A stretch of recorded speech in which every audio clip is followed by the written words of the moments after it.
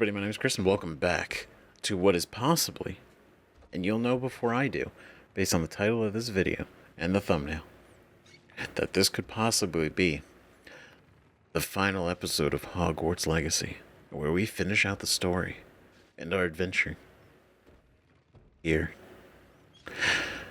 And that feels like a lot. It's crazy. It's been a year and a half in the making. Since, like, what was it? I think, like, February... it was, like, February last year that I did the first two videos. So it was, like, February 3rd was the second one. Something like that. But either way, we've returned. We've made it all this way.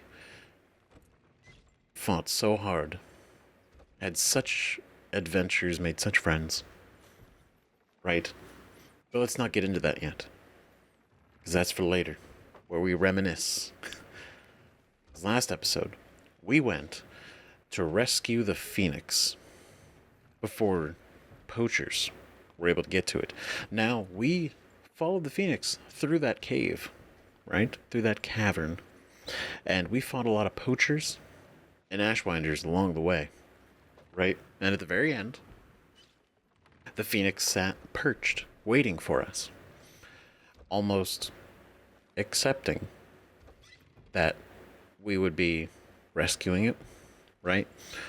And when we pulled out the knapsack, it didn't resist at all. It just accepted this. And I think that's really crazy because that's not, especially for a beast like a phoenix, right? Because to have the respect or like friendship, respect, right, of a phoenix is like a huge deal. Huge deal. Huge deal. So, I mean, the phoenix had to have seen our intentions or something, but it saw us as an ally, right?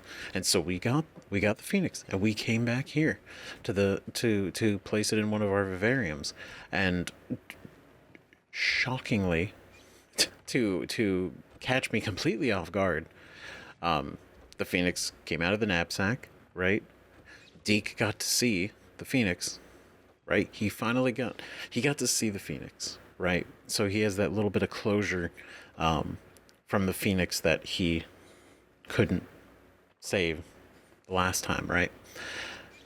And it opened another vivarium, which is really just nuts. And it's my favorite one. It is my favorite. Out of all of the vivariums, this is my number one. This one is just the best. It's so cool looking inside. And it was really cool. It was really cool, right? So we have a Phoenix now. We have a Phoenix. And they're safe. They're here. They're cared for. They have all the space to roam. Right? Also, we did a little bit more breeding, right? We got we saw a little baby hippogriff, right? Super cute, super fluffy. And then we also saw a baby mooncalf, which is the same size eyes and head, but just on a tiny body. And honestly, it couldn't have been better. It was so cute. It was so ridiculously cute. It was ridiculous. And so, with that, there's also more breeding to be done, right? Not a whole lot, but there's a few, right? Because right now, over there, we have a graphorn being bred, right? And those guys are probably gonna be pretty cute. And then I went and captured a male unicorn so that we could set up a unicorn breeding so that we could see the baby unicorn. And then I believe we have a puffskein being bred too, just because I want to see like the baby versions of all these things. They sound adorable, right? But yeah. And aside from the Phoenix and some breeding, right? Did a little bit of, well, I put this table here. This wasn't here last time. But we went back to solve that the bell puzzle, right? And that ended up actually taking us to this place called Henrietta's little trap house, basically. It's all the way down here. Henrietta's Hideaway, right? We had to go here because there was in this town, Bangberg, there was a lady named Miss Coffee. She had lost her Niffler, right? He had escaped. And he had made his way all the way here. And this place was essentially a trap puzzle house full of just treasure and money, right? So like a Niffler's playground. And so we had to go in and get him, right? Obviously there were Ashwinders there, so we had to deal with that. But when we found the Niffler, right? Rococo was his name. When we found him, he was kind of just hanging out. He was having a great time. He was so happy in that little room full of treasure, living his best life, right? And so that is pretty much what we did last time, right? We did a lot of running around, and so this time there's a few things that I want to do and make sure that we do before going to the final repository, right? And the first thing we're gonna do is we're gonna check out all these bred creatures, right? See how they came out and set up our next ones, because they're gonna take takes about 30 minutes to breed. So I think like halfway through the other things that we're gonna be doing, we could probably come back here. It'll be done, and then we can see what they look like, right?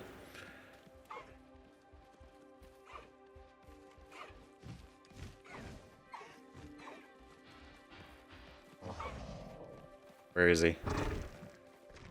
Where's the load? There he is. Oh my god. He's so cute. Look at the face. He's so pudgy. It's so cute. Oh my god. He's got his little tiny tentacles. Big old eyes. That is just, good brush. It's so cute. Ridiculous. Alright, get some snacks.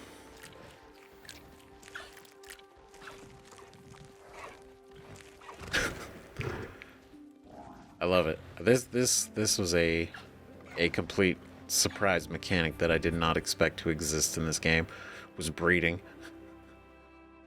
And the fact that they're actually baby creatures. Right? Big roll. Oh yeah, that's right. Unicorn. No, we're going to... Sorry. I'll look after you. Yep, we made two. We have two? I didn't realize there was two. That's wild. But no, we need to do... Here, this is the male unicorn that I had gone and retrieved. So now, the unicorn is shy and beautiful like Queen Beast. Right? Oh, I guess look at that. This little icon. It's gold. That's right, because that's what we were told. Right, when we went to go rescue, we went to go save the unicorn. Right, we could save Hazel. Imagine like when they're babies, they're all gold colored, and then they grow up and grow out of that color. I just love the pattern on their well, themselves, right? It's cool. All these baby little hippogriffs. God, I gotta come up with names with all these. If you have name ideas, let me know. You know, I will name them all. Okay. The next one is in here.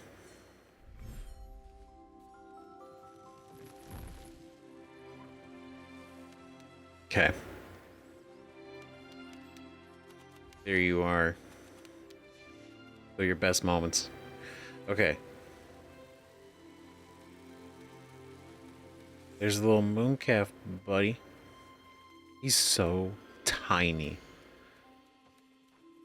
It's so funny. Okay.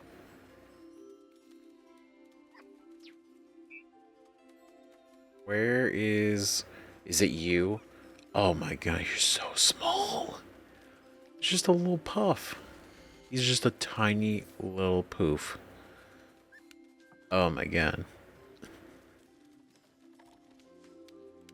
That's so, he's so small and exactly what I imagined it would look like.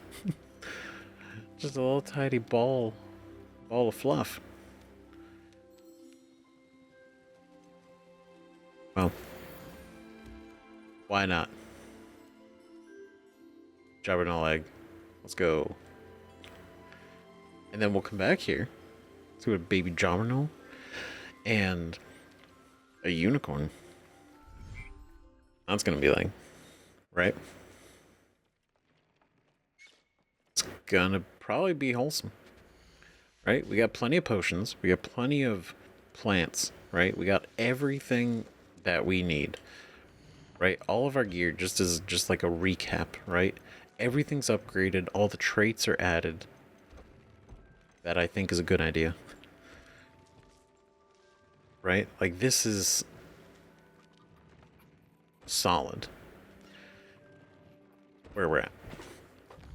So now we have to pivot to the next thing, right? And there's a few little things that aren't super huge, but I want to do them, right? And it's about getting to the right place. And one of those is, it's either the grand stairs, the lower, I think it's the lower grand, right? This was brought up a number of episodes ago, and I just haven't gotten a chance to come back and do it. Right? If I'm in the right area that I'm thinking of, no.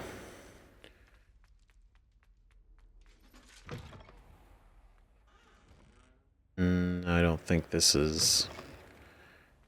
I feel like I'm close, but maybe I'm a little off. I don't want to say it. You know what you... If you know what I'm trying to look for, you know, right?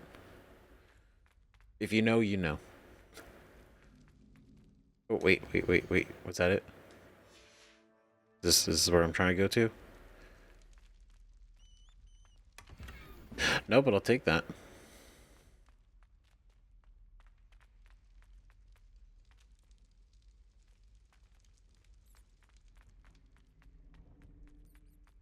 It's so...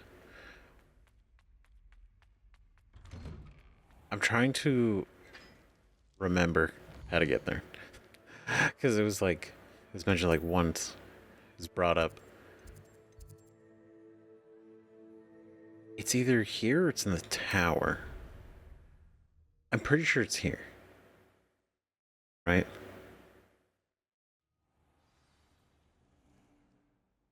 It is here. Okay. I know exactly what we're doing now. Okay. We're gonna go this way. There's a little secret down here that I haven't explored yet. Revelio. Now, it's right over here, right? Which is real ironic because it's right outside the common room. And I accept my negligence. Hufflepuff barrels.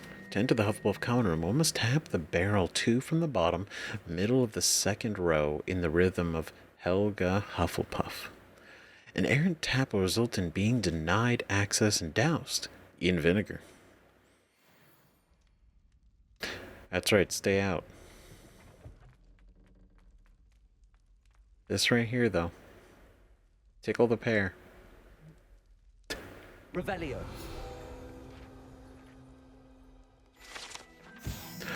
Pear portrait. If one tickles the pear in this still life painting of a bowl of fruit, it will giggle before turning into a doorknob to allow entry to the Hogwarts kitchens.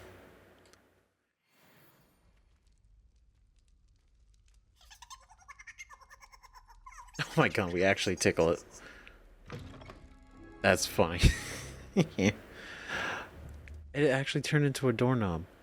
That's wild. Damn, magic. This is it, right?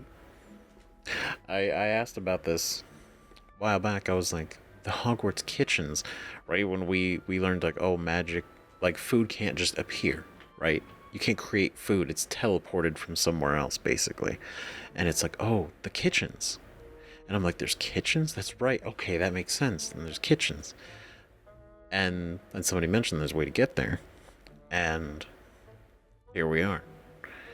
I know, right, just in time. But it's huge. Well, there's meat. It's a lot of meat. There's a lot of food. Like, will you see the amount that they, like, teleport up there? Every meal? It makes so much sense. You guys are just cooking away. Ooh. Alohomora. Nice.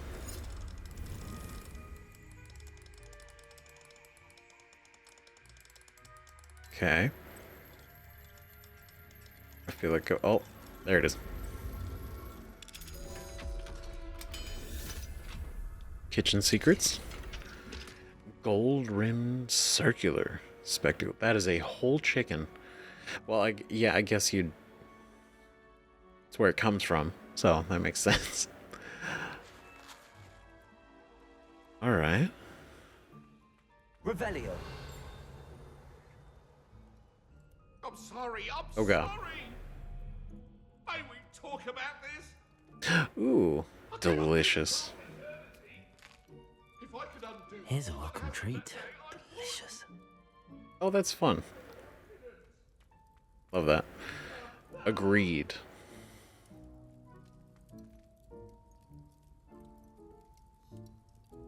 That's so... That's smart. That's cool. No, so, okay. Right? Okay. Sorry, I just looked at it. So these are the tables. Right? And they go as long. And they're set up exactly the same way as they are in the Great Hall. Right? So if I'm facing south, right? Yeah, this is the Great Hall. It's the tables line this way. That's so interesting. Oh, okay. Sorry. So, let me finish the thought. So they line up all the food here. They do all the food, all the cooking, and all of everything. And they set up all these tables exactly the way, like they put the plates and the food and everything. They sort them all on here. And then they just transport it vertically. Like almost exactly. Like up like 10 feet, 20 feet, something like that. Probably bigger than that. But you know what I mean. So they literally get transported and they land in the exact spot because these are identical tables. So they literally don't have to set...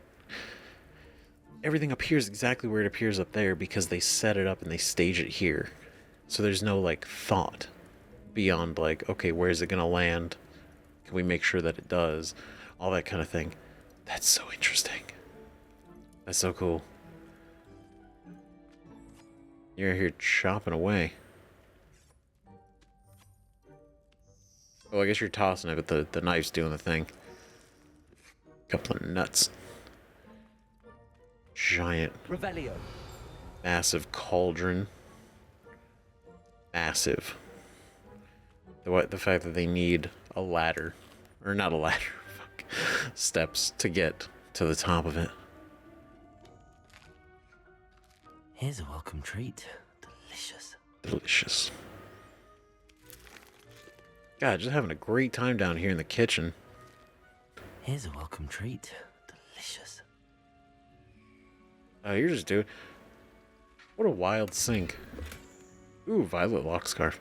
It's just a giant sink and just magically brushing and cleaning all the dishes.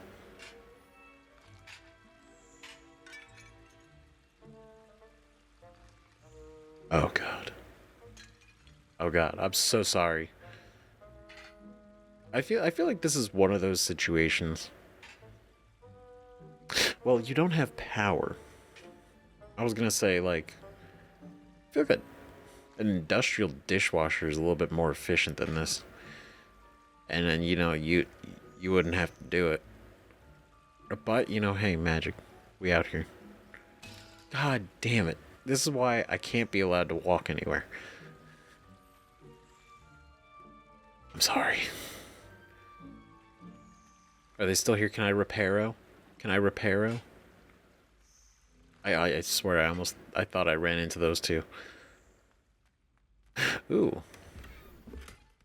Regal pink. Ooh, it's the same one that we had before. Because we had this one, right? This one is in pink and cream.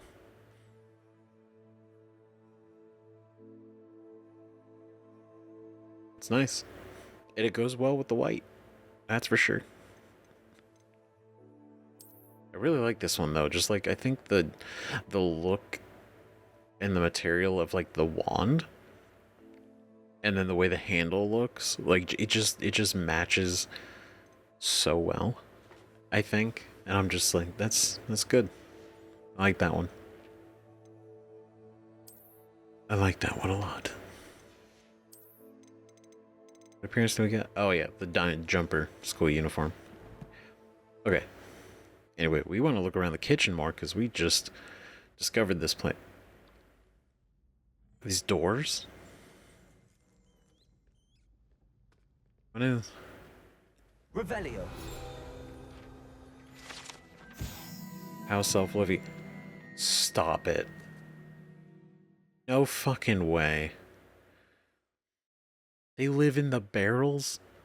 That seems not great. That doesn't seem great. Ever practical and creative, the Hogwarts house elves have created a cozy village-like home for themselves among these barrels in the Hogwarts kitchens. Of course, one cannot presume to know what they're really like inside, as house elves have an extraordinary magic of their own. That, you know what? I should have known better. See, I was thinking like a muggle and not thinking like a wizard, right? Those are probably a lot bigger on the inside. Maybe. I mean, they have to be. Like, the magic that house elves have is noticeably different than wizard magic. It's, like, similar, but they can do other stuff. It's kind of... It's wild. So it's honestly, yeah, probably not... It's not like they literally live in the barrels. That I think would be... That'd probably be a bit much.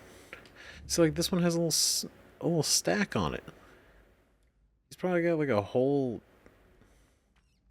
just a whole nice setup in there. This is bad. Is this just like the trash corner? Revelio. And they just like walk outside to throw everything away?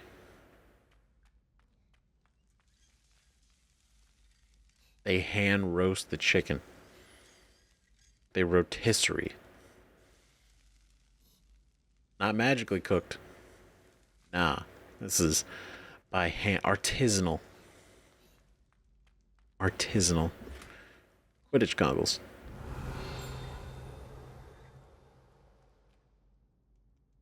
Revelio. I see something? Oh, yeah, I did. Oh, around the plates. What is this?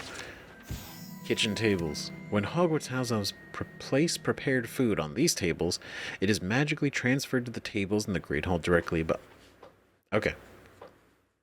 Correct. Great. I'm happy that it's confirmed. That's cool. Hell yeah. Yeah, I'll take another one of these. Here's a welcome treat. Delicious. It is. We have been I don't think we've slept in weeks. Honestly.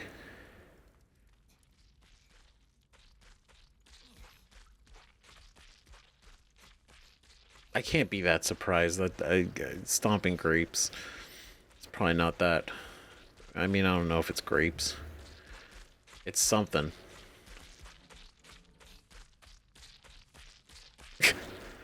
I love these mugs. Look at that. They get the little hog's head on them and everything.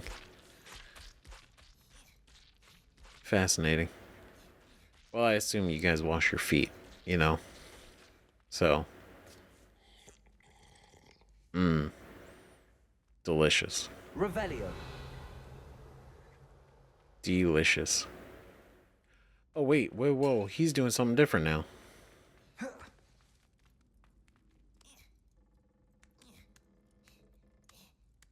I don't know about this one.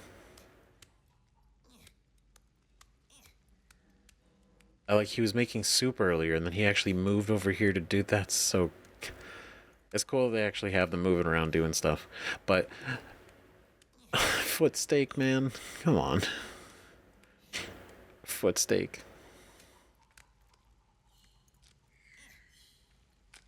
Oh, yeah, that's a lot of potatoes. I wouldn't cut them by hand either. Takes so long.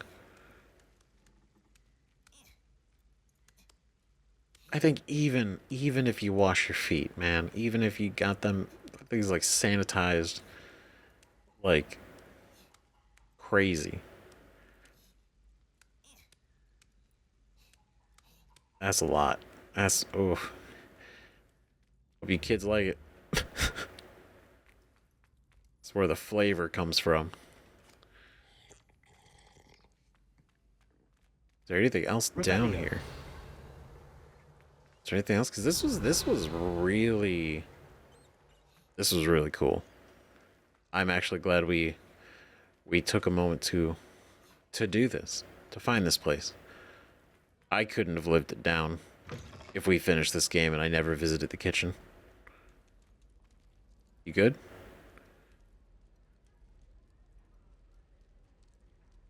Looking at. Oh, you're looking at the bread or the pie. I get it.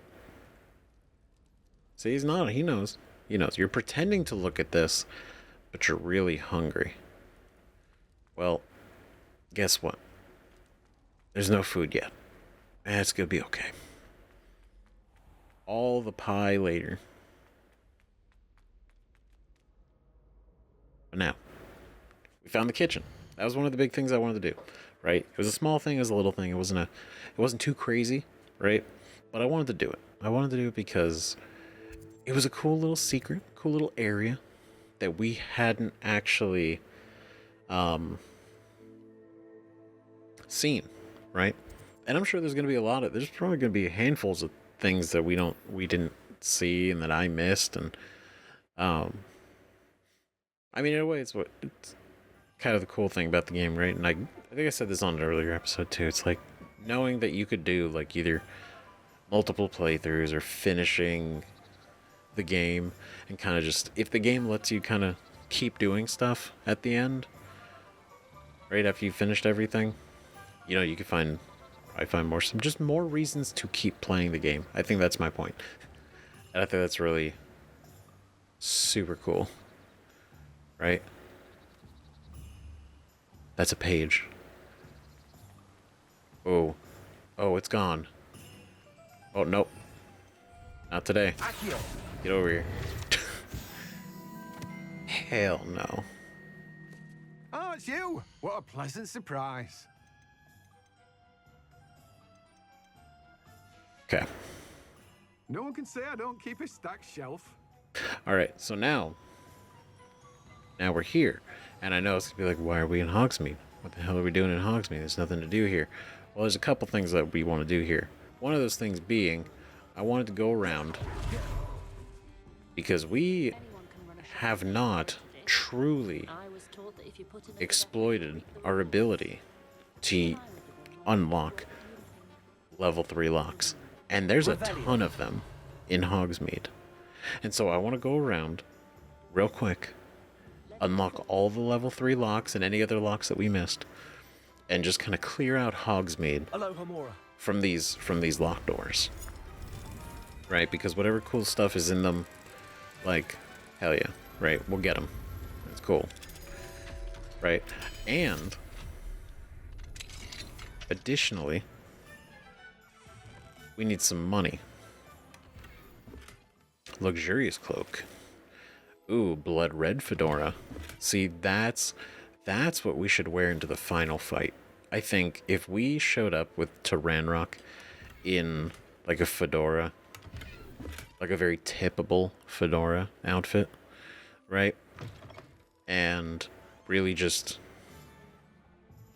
present ourselves like that, I think he'd stop. I think he would. Why would you want to mess with somebody who shows up wearing a fedora? That's just asking for trouble. There's a lot of these, though. There we go. Super fast. But no, but we need money. Because there's a thing that I want to go purchase. Right? And we haven't seen it in an episode yet. Right? We haven't. And I only know... I only know from a tip from a bit ago about going to see a certain vendor. Right? Revelio. So we're gonna go see that individual when we get a chance. That individual requires a lot of money. And I have us to have a decent amount of money. Right? I just know we need a certain amount. And I'm hoping that by the end of this we'll at least have that too. Ooh, fancy box. Emerald silk robe. Fancy, fancy.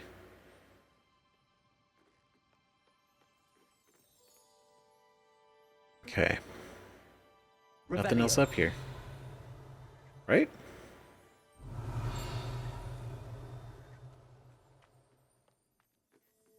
I hear the chime, but I think that's for outside.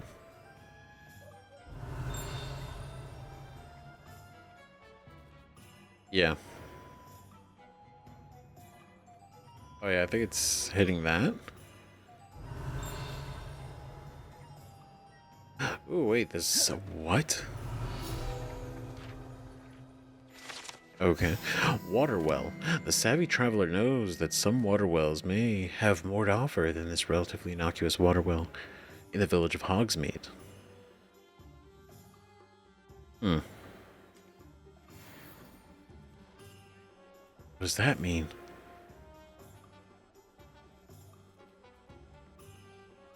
I feel like that's a reference I don't understand in the moment. Maybe.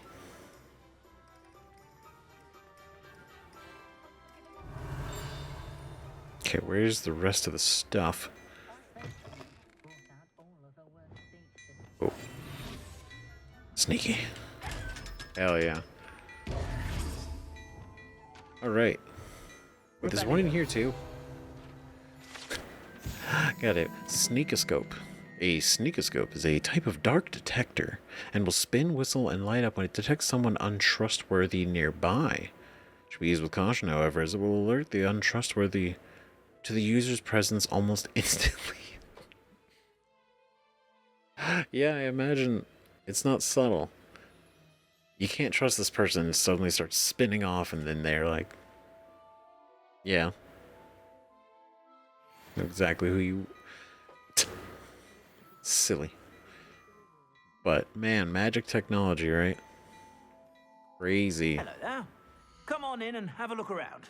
I No touching if you have sticky fingers. don't have anything cool to buy, man. What is this? I'd say that looks as if it was made for you. That is a wild pattern.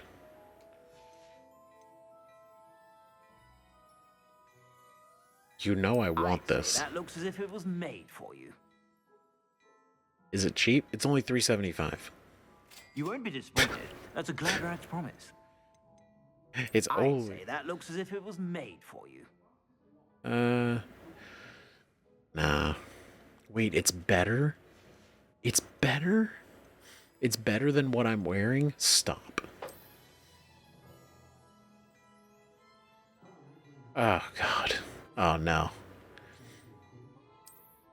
Oh, God, these are better. 101? Come on. I wasn't prepared for things to be better here. 103. I'd say that looks as if it was made for you. Oh my god. I know this guy could sell better stuff. I'd say that Right. looks as if it was made for you. That's a cool scarf. With the right outfit, that would look great. I knew he could sell better things. I didn't think it would be something... You just see them like, shit. I know it's like, oh, we have $4,800. Right, and I'm pretty sure I need a cup, like several thousand for this other thing. Right? Because it'd be these three right here, right? Yeah, because I wouldn't be... I'm not going to replace the hat for 2 points. Right? But 11? See, 3 points. 3 points, not that much, right? That's 9. The coat and the scarf would both be really good. That is 1,000.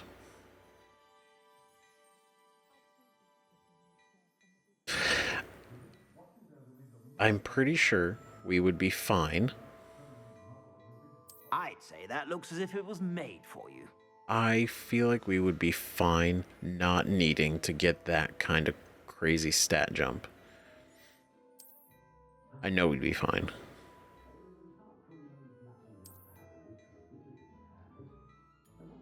But if we're going to the end... You won't be disappointed. That's a glad rags promise. we should finish strong. And as strong as we can. I'm not going to buy that. It's not enough of a that's definitely not enough of a difference to justify. If we were 35, immediately would have bought this. 103? Crazy. Come on. Freeze. I could buy it now, right? But I don't even think we're close. I suspect you have a sharp eye for fashion. And close, we're even close to... Yeah, we're not even close to 35. We're not even halfway there, right? I know we could sell all that stuff. We will sell all that stuff. Gotta make up some of the money I just spent. Ooh. Fancy. Right? So... it's the scarf.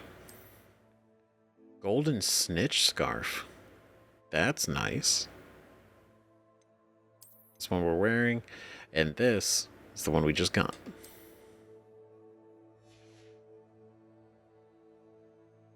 Interesting. Looks like those the stripes on it kind of look like that the licorice candy? I forget, the ones that are kind of like flat and striped. They usually come in like a mix box. Maybe I have no idea. I have no idea what they're called. I don't think I'm gonna have a scarf. I'm gonna probably change this outfit by the. I'm gonna probably change this outfit by the end anyway, before we head into, you know, dealing with Ranrok. So I'm not gonna worry too much about the look specifically in this moment. Right. I will, however, keep the look I have now, because this is all part of my plan.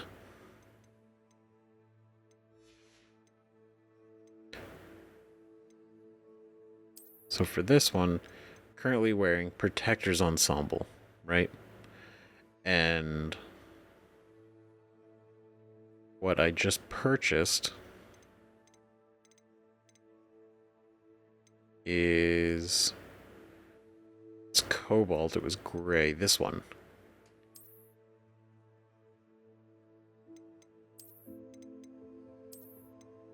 Ooh. Okay, hold on. Never. I know. I said a thing. Now I'm like, what does that look like? That's cool. Look at that. The little gauntlet.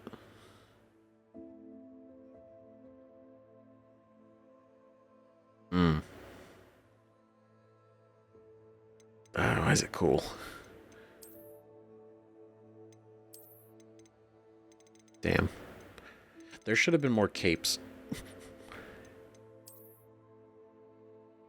Right, because that kind of looks cool.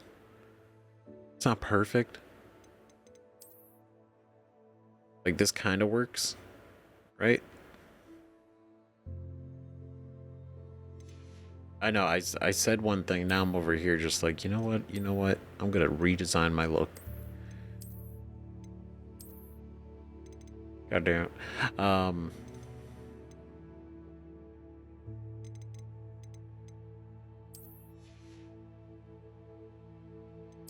I liked the sort of dragon skin, dragon hide look.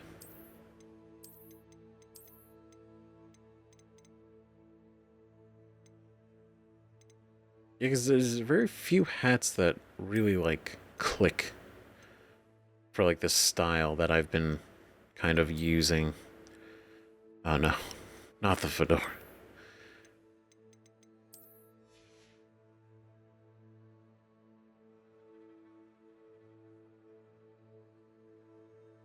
Change these. We'll be done after this because we have things to do.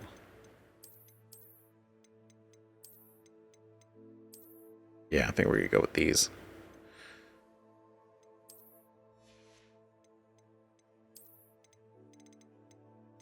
Yeah, no, and then maybe just not.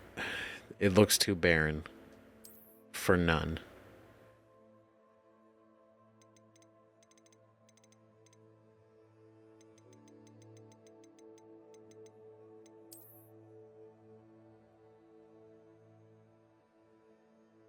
Yep, here we go. Back full circle.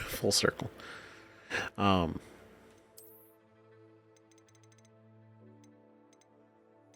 then I had this hat because it kind of looked cool. Okay.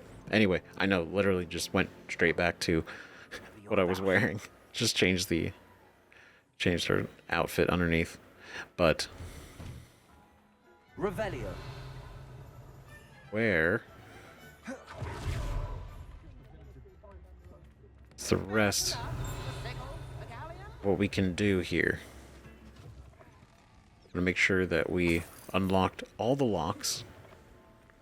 Right? That is probably a good amount. I might miss some. I'm gonna try my best not to. but Revelio. it's a big place.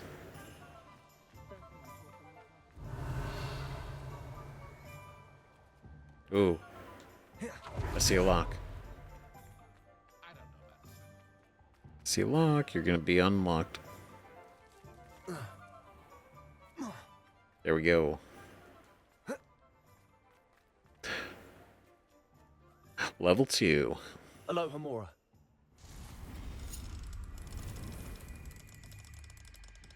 Okay. Oh. There we go. And there we go.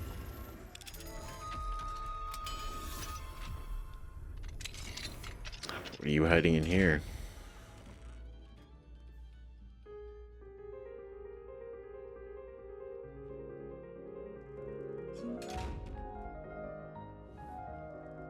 Damn it. $59.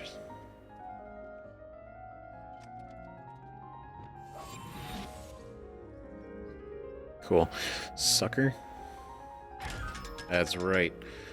Look at that. I already made up half the money I blew. Revelio. And it wasn't money blown. It was money well spent. You can put a price on style, and I might pay that price.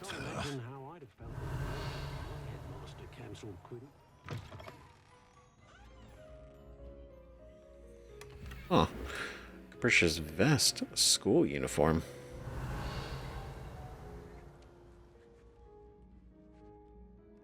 It's cool. It's like instruments. Instrument crafting. Take one of these.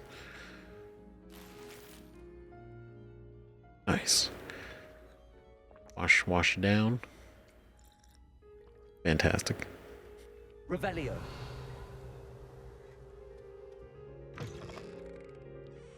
And now, see anything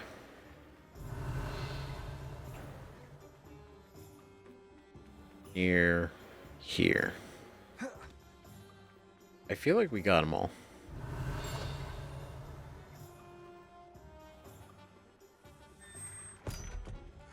Revelio. Is it over this way?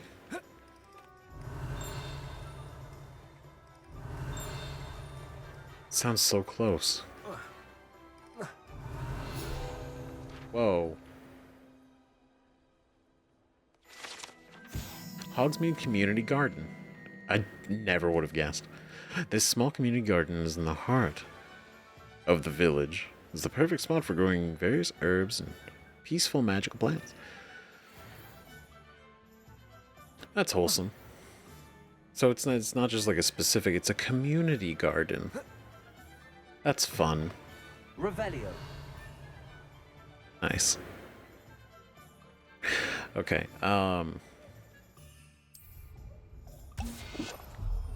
right. Let's give it a little bit of a run. Just because I'm pretty sure we did everything. Right? I feel pretty confident that we were pretty thorough. Revelio. Oh. Not that thorough. That's embarrassing.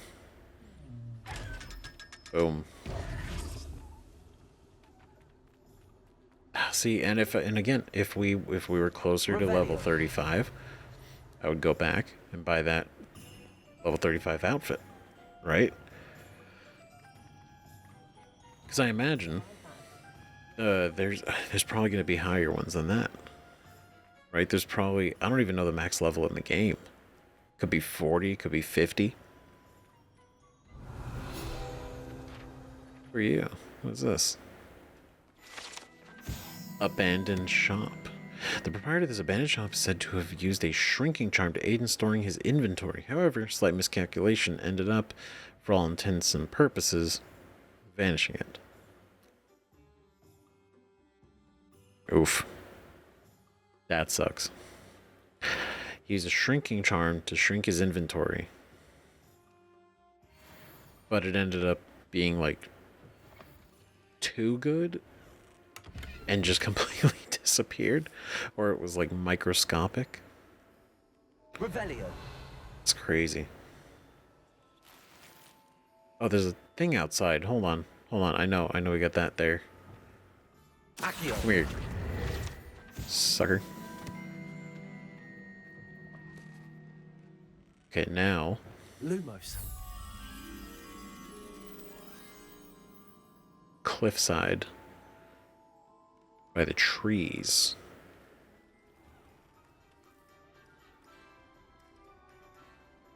It's over here? No, there's no trees.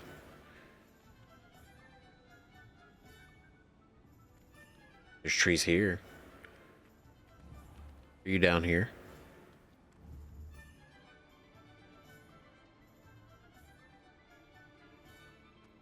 Or are you back here?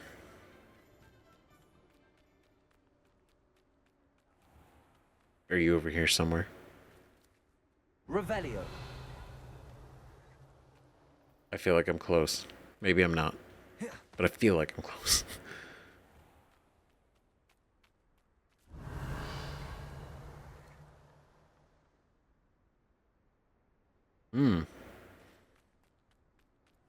Interesting.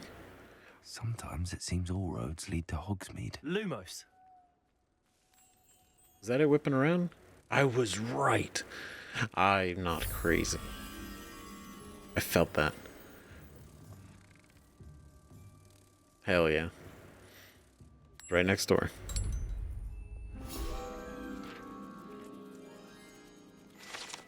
Nice. Right in the abandoned shop. Revelio.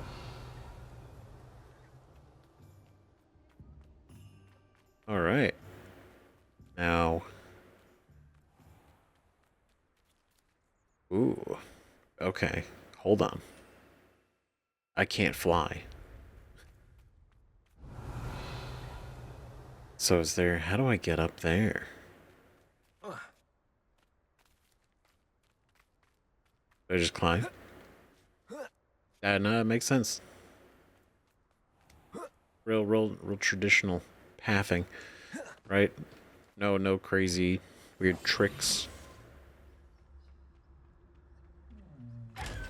Bam. All right. Sweet.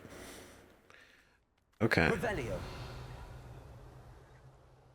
As far as that goes, I guess we could do that too while we're here, right? Why not? Oh, careful of the mandrakes. Lumos. I haven't fed them yet. By the smoking chimney in the ground.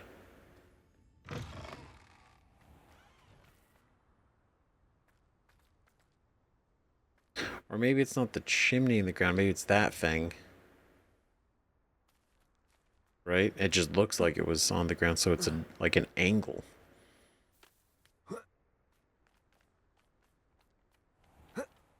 Oh.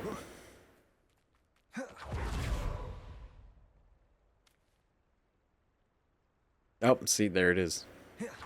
I Lumos. got it.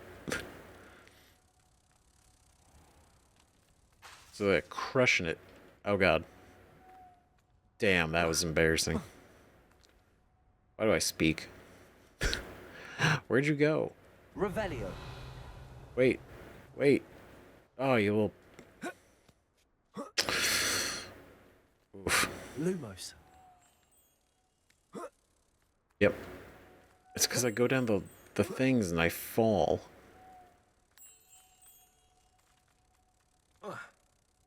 So I gotta jump down, because if I climb down, I put the wand away.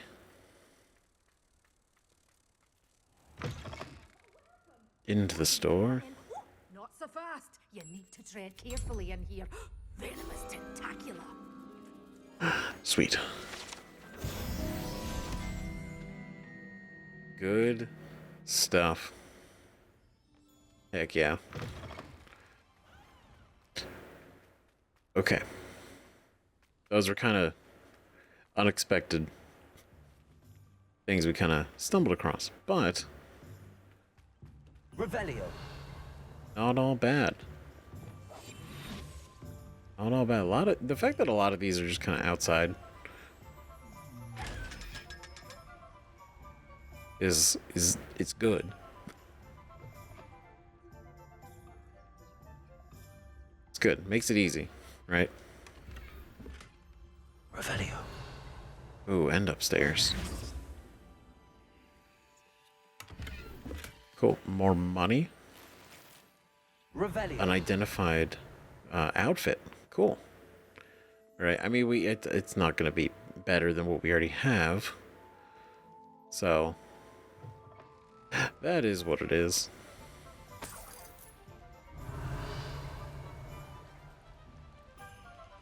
But either way, right?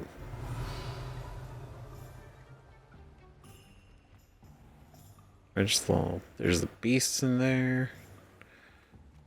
I think Revelio. we got everything.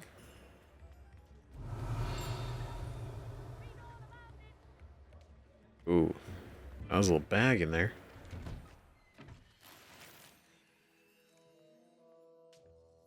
Hi.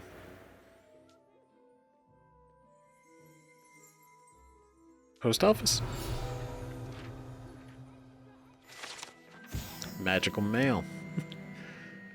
These chutes in the post office magically sort various bits of mail. The post office itself houses over 200 owls, color-coded based on how quickly a particular letter or parcel needs to be delivered. That's crazy.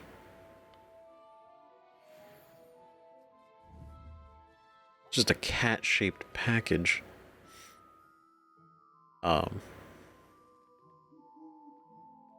Wild. So they literally... Oh, they're up there. Shit. Oh, this is a sorting.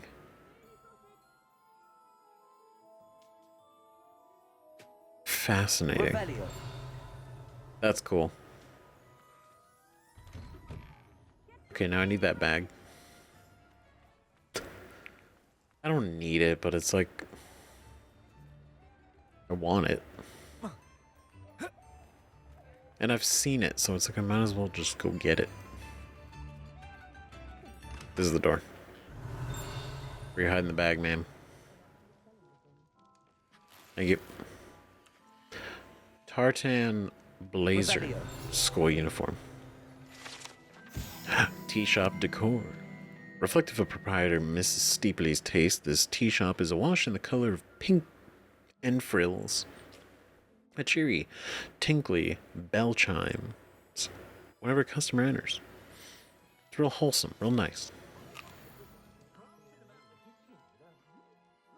Just a lovely little tea shop.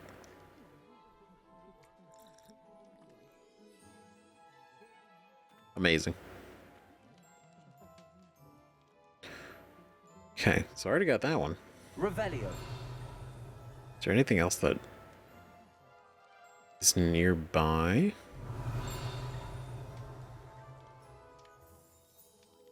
Yeah, I think it was just that out there.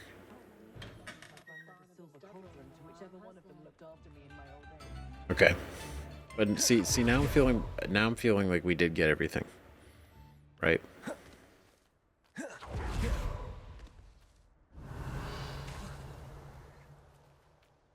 Cuz we went.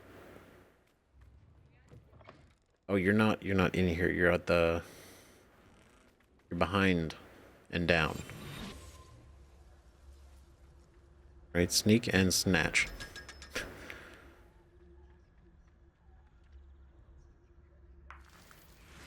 Ashwinder eggs. Which I get. I guess I never really like said it out loud, but it is strange that the Ashwinders named themselves the Ashwinders, and then we see these eggs, and it's like obviously there's a connection in some capacity, right? That either I'm gonna go on a limb and say they're not the ones laying the eggs. You know what? I'm gonna make the bold claim. It's probably not what's happening, right? But whatever is happening, I believe there's a creature, probably called an Ashwinder. I'm sure, right? Some that lays eggs, and they named their little gang after an Ashwinder, right? And so that's what I imagine, right? But I think it's just funny because through the first like half of the game, if you don't really like think about it, right, you hear, you know, oh, the Ashwinders in Rookwood, and then you see Ashwinder eggs, you're kind of just like, what? What is this? Right? Because the game never explicitly states, I believe. I don't think it does. Why they're called Ashwinders. Just the fact that they are called Ashwinders. Right? With Rookwood, I mean. Sorry, I got kind of distracted and I was like, can we actually see the train?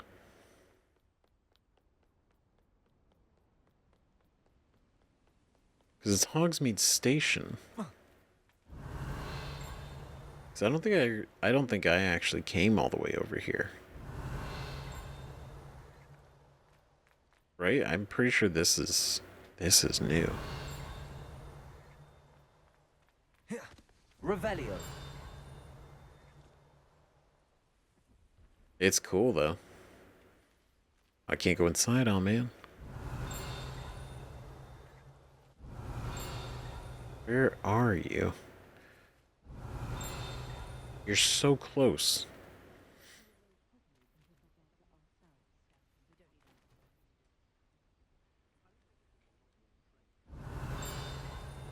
Oh, you're in front of the door, damn it. I thought I was closer. Hogsmeade Station Ticket Office. Cool.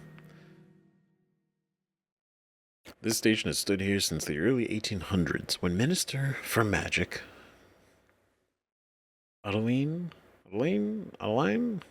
Gamble acquired a steam engine train to transport students to Hogwarts. The station appeared in Hogsmeade virtually overnight just after the train did. The operation involved using a lot of memory charms on Muggle workers and the largest mass concealment charm ever performed in Britain.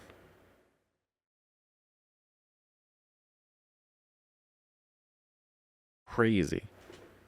Holy shit. So literally, the at the time, Minister for Magic acquired a steam engine train, the Hogwarts Express. And in order to get this station created, and probably also to get the train, the operation involved using a lot of memory charms on Muggle workers.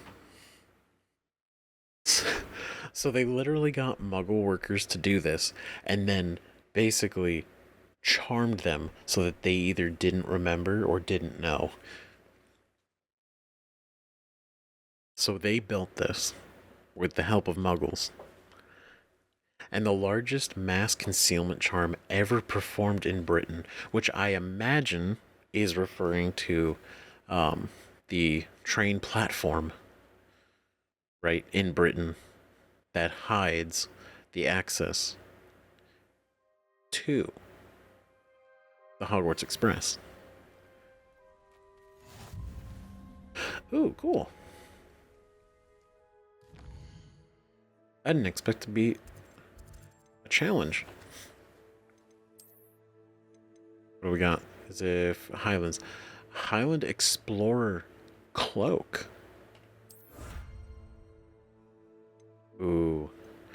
Right, because this is the cap that goes with this, right? I love this outfit. I do.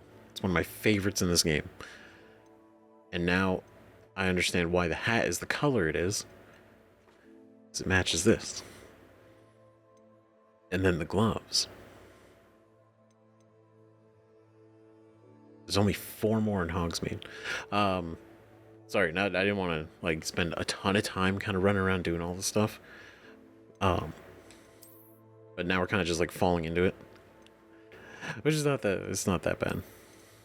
But what does this look like? That is shiny. That's actually.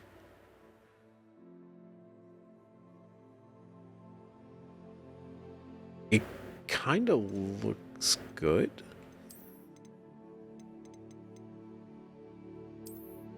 I like how you can only see the pants change. But what's the whole outfit look like?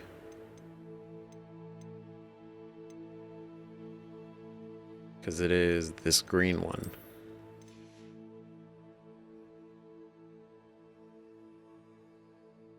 It's just I can never with the hat, man. It very few really click with me, right?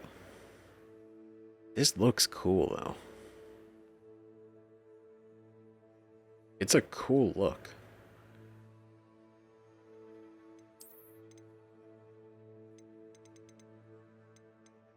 Right? I just feel it's not gonna be the look we use right now.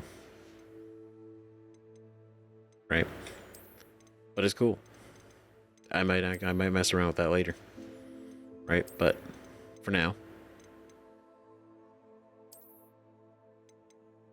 No, for now we're gonna put the other one back on.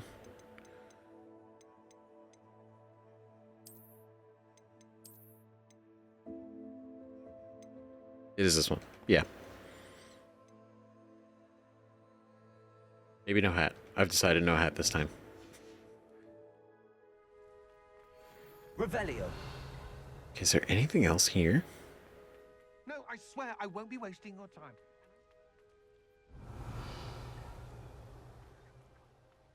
Why is it moving? Okay, because I'm just curious. I want to wait for daytime. Does the train show up? I want to know. I imagine it might not.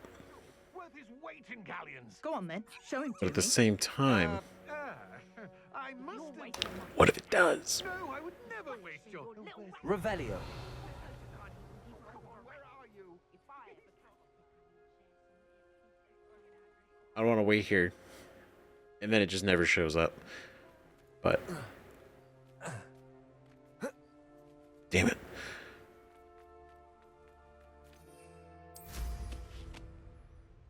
I was just like, okay, let's just go this way. You. Hello. Do you have anything for sale?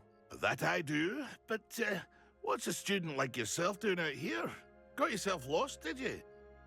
I like to explore. Need to get away from the castle. Just exploring the countryside a bit. Aye. Nice to break the routine now and then. Bit of a wanderer myself, in fact. Name's Leopold Babcock, and I am indeed here to sell. Now, for someone like yourself who is also prone to wander, I cannot understate the importance of keeping some Wiggenweld potion on hand. I wouldn't dare set foot in a place like the Forbidden Forest without a steady supply. What do you say, my young friend? A measure of safety for the path ahead? Something to consider. Thank you for your help, Mr. Babcock. Aye, let me know if you see something you like. The amount of Wiggenweld that I have downed in my lifetime has been a lot more than one should, probably. What do you have for sale? See if there's something you need.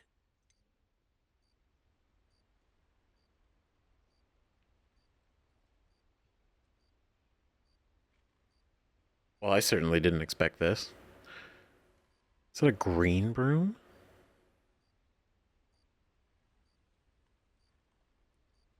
Oh, shit. Oh, God, I don't have money. I don't have enough money. Oh, none of this is not 5,000 worth of anything. Like, it's like maybe 1,000. Right?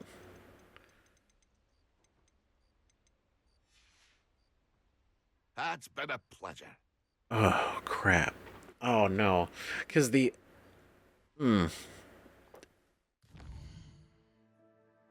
It had a green tint to it, which is the first broom we've seen that actually has a color on the end. That's not just like the little lighting effects, right? And... Oh, I don't know if we want to spend the money. Like, I'm tempted, because it looks cool. Or seems to look cool, right? Oh, another thing I discovered, which I didn't realize, and I hadn't done this entirely because I never thought about it, right? How we can zoom out in the map and everything, and, like, zoom in. I didn't realize you could zoom out further than this. And by this, I mean this, and then this. I did not realize this was a thing in this entire game. I never once realized you could zoom out far enough and it gives you regions. It gives you sections. That is crazy. It is. I feel like this would have been really cool to know. I didn't even try to zoom out that far because I mean,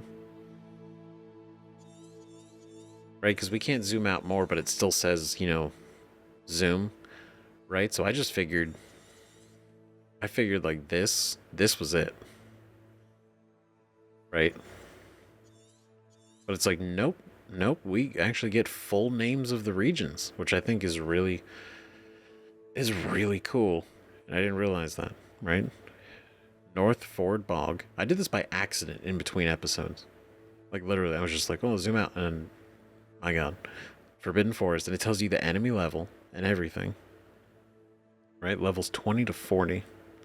But Hogsmeade Valley, Northern Hogwarts, Southern Hogwarts, the Hogwarts Valley, this entire area of the Feldcroft region, Southsea Bog, the Coastal Cavern, right? Which is how we get to the coast, and then the Poidsir Coast. In Ernweem Lake, Manor Cape, Cragcroftshire, and Clagmar Coast.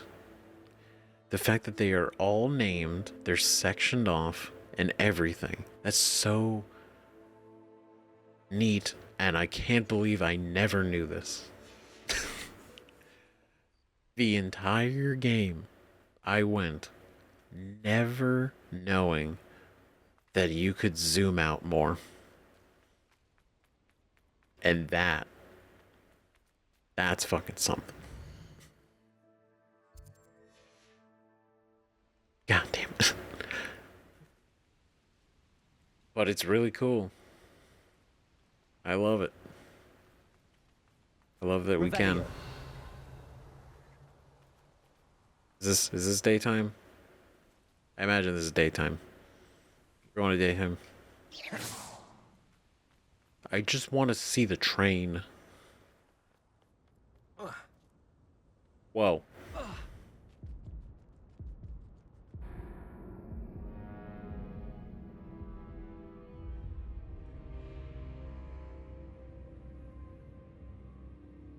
I just wanted to see the train. I didn't think it was a drop. I thought it was just like a little... I thought it was like a little stone fence. I just wanted to see the train. I just want to see the train.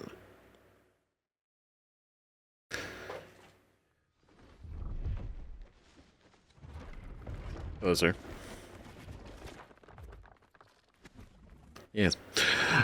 Alright, carry on. Everything's fine now. Everything's fine. Nothing happened.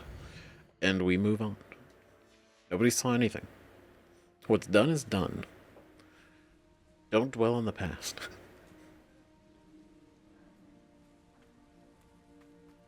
How far was that? Oof. Bruh, to them, they just see a student just go straight over the bridge. They fucking fall. Like, without skipping a beat. No, like, thought process, no sort of, like, build up or anything. Just straight walks off the bridge. Oh my god. Revelio. I don't even know. What do you do at that point? Is there anything... Okay, there's nothing down here. I just want to see if the train doesn't show up, this has all been a bust. Revelio. And I'll jump off the bridge again. This time for a reason. Right?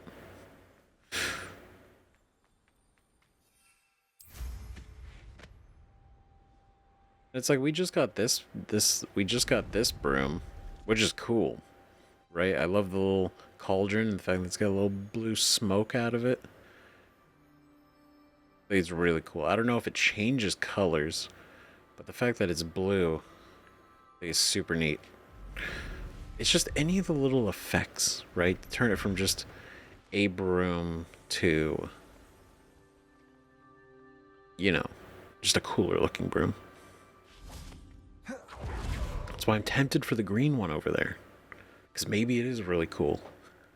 Or maybe it's just green, which even then is still cool. Revelio. Okay. Confringo.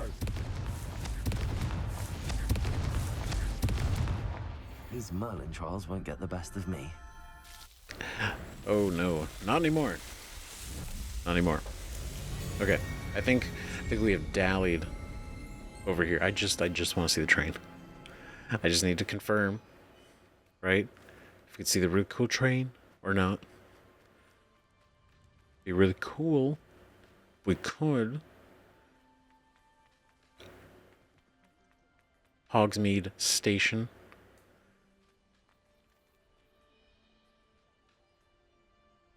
There's no train, is there? Okay, I'm gonna wait. I'm gonna wait for a little bit. I'm just hang here. If the train shows up, we're gonna cut over to it. If it doesn't show up, we're gonna cut over to it and you're gonna know. But either way, I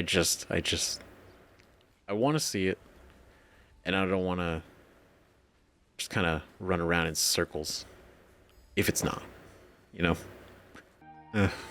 Man, I don't know. Maybe it's not. Maybe it's not in the game. I remember seeing it in the opening, like when we. But maybe that's the only time it exists, right? Maybe it's not in the game, and if it is, Time to go a little quicker. I have no idea how often it comes or anything, because I have been at this for like it's easily been like a half an hour. I have no idea where this train is. If it even exists. I've ran both directions of the tracks to both ends of the tunnels, which is cool. You can actually follow them all the way, right? But either the train doesn't show up in the winter, right? Because it's like near the end of the school year, I guess. Or it's not in the game at all, or I didn't wait long enough. But either way, well, I tried. And if it is in the game, that's really cool. It must run on a real tight schedule. But alas, if it hasn't shown up in like a half an hour either, I'm of the idea, the mindset that it's either not in the game or it's like very, very rare. Right? But the reason we're here, I don't think we have a whole lot. Yeah, it was just like the one thing. But I want to reapply these traits, right? Ancient Magic. Ancient Magic 3. Excellent. Great. Cool. Upgrade. Upgrade. Upgrade. Max. Great. So by default, best coat we have right now, right? And then it was the scarf we replaced. So I put Goblin 3. Right. Just in case. And then upgrades for... I need a feather. Hold on, we gotta go fast. Make it for last time. Not that we're in a rush. Oh my god. It's so cute. It's so tiny. It's a little chicken. Well, not a chicken. You know, it's a little chick. We're just huffing around. That's so cute. That's great. I love that. Okay, where's my Fwooper at? There we go. Thanks, buddy. Okay. Now. Because now it's also, now that after I said it out loud, I realize it's been over half an hour, which means all the babies are born. Right? I'm gonna get that phoenix feather real quick. And then we should be good.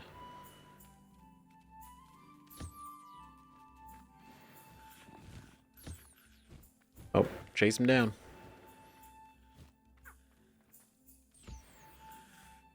I mean it's cool and it makes a lot of sense, right?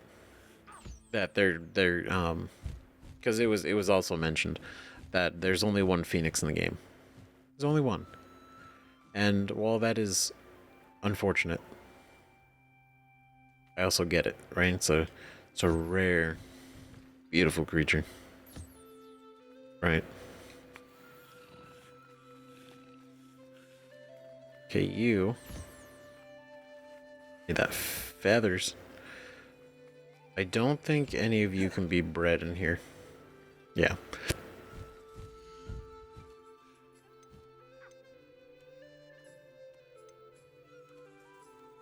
I could add another species. I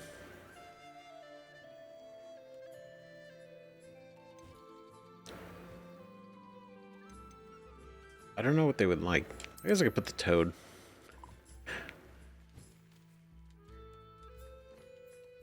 Living his best. Alright. Godspeed, everyone. See, look at these. These are cool. Come on. God, I love this area. I could just hang out here. Like, it's just so peaceful and chill.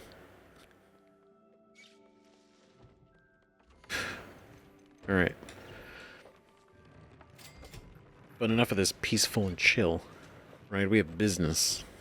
We have business to take care of. Right? Alright, so everything upgraded. Everything is back to where I wanted it to be. Then, the next thing I wanted to do,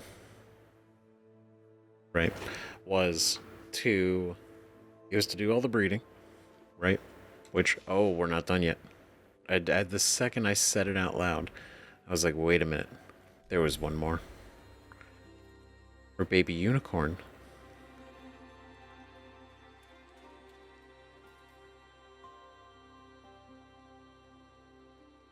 Where are you, you little golden wonder?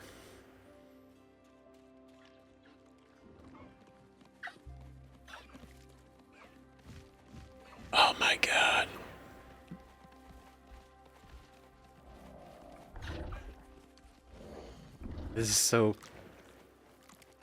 This kid's got a little tiny horn. It's a golden horn, too. That's so cool. And then they just grow out of that color. Whoa.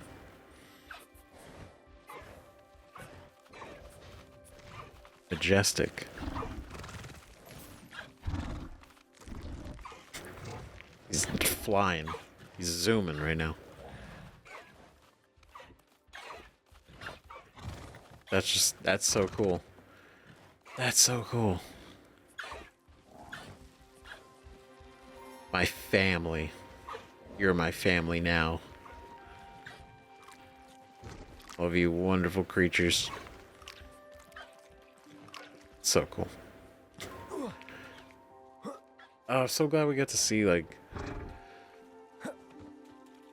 so many of the babies. Because that's just so... Ugh. Low arch. Nice. No, it's just so...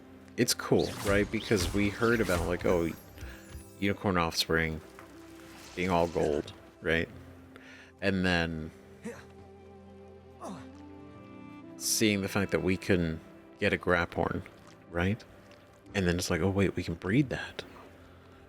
And then it's like, what does a baby hippogriff look like, right? Like, what a lot of the baby versions of these look like, and it's fantastic. It's so good.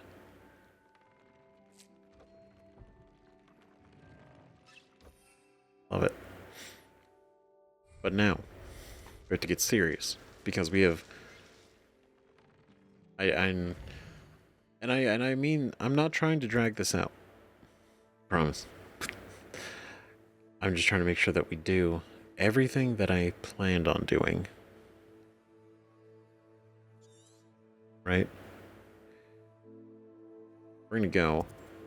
Is our buddy Arn over here, who we haven't seen since way back when we freed his little carts, his magical carts, right? They had to go make their way back to him, right? We could see them going down the road, right? And so he needed time to set up shop. Confringo. I love that just the one shot in them is fantastic. He needed time to set up shop again, right? After the whole debacle that happened way back when, right? And so now he has. Well, he's had his shop probably for a while, just never actually took the time to come back and see him again. It's kind of sad, right? But we're here now because this is where a fine purchase is to be made. Why don't you have a little peruse? There it is.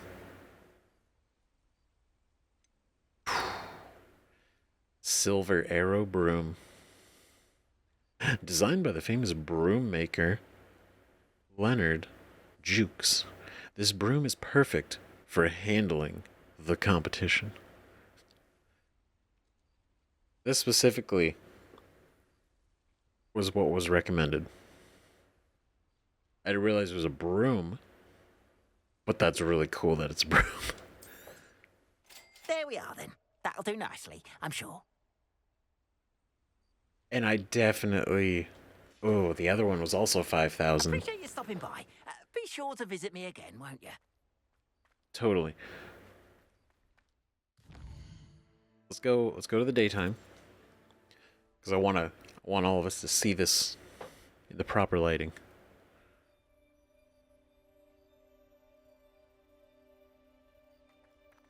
Hello? Daytime? Nope. I think I just brought it to night.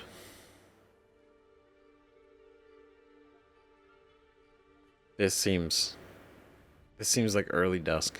I think we're in a good place. Okay, so I Glad we had the money. So we have this broom right now. Right? Smooth Runner cuts through the air like a potioneer slicing ingredients. Right? Pretty cool. We got the Night Dancer. The Ember Dash. The Lavender Borealis. And the Lickety Swift. And the Wildfire Broom. Which does look pretty cool. I mean, to be fair, most of them look cool. But the ones with, like, the back effects, I think are definitely the coolest. This one right here. Silver Arrow Broom. Well, it's not the rarest broom. I'm sure there are others. Right, we saw the green one. Right? That probably looked cool. I don't have the money for that, but that would have been cool. Right? But this one was brought up to go get, and I'm glad we did. Oh, that thing looks clean. That's cool. See, that's what I'm talking about. Look at it. There's silver, obviously silver arrow broom, right? It's got like an arrowhead point at the front. It's got this cool little doohickey coming off the bottom. And it's got like, yeah, like the silver, like almost like armor plates sitting on it. That's so rad. That's cool. That's a different looking broom.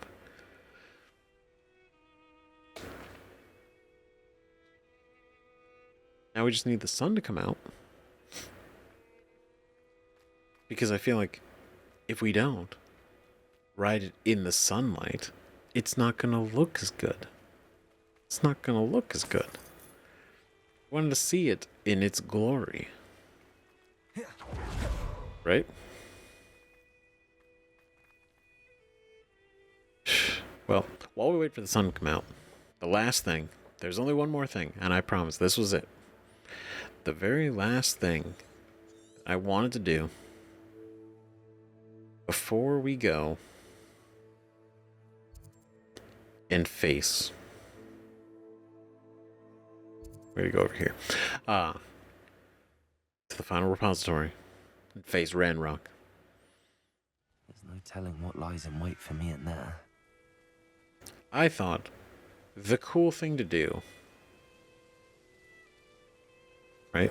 It's gonna go this way. You get a little practice training in. Nothing crazy, right? But something that's both a little bit interesting, a little bit different than what we've been doing. And just like, you know, get us warmed up. Get our reflexes, you know, in their peak performance, right? Obviously. An intruder!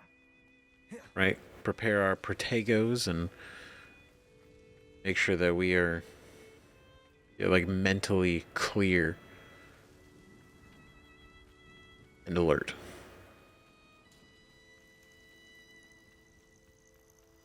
Right, and I believe it's over here.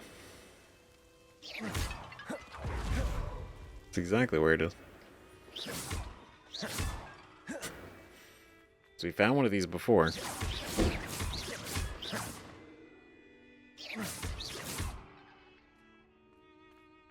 Boom.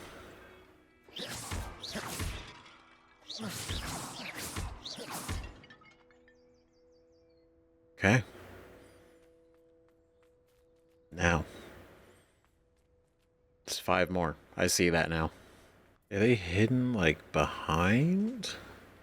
Oh, they are. Or they can be.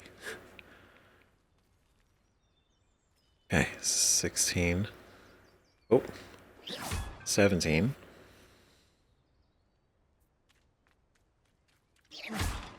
Okay, 2 more.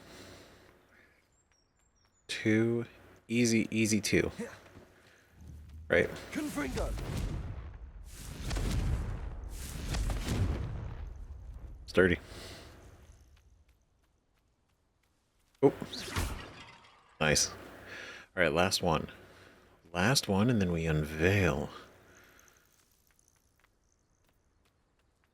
Secret. Oops. Done.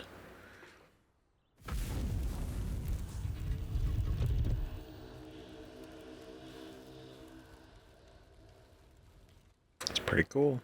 That's it. I should tell Madam Twiddle about what happened. Oh, yeah.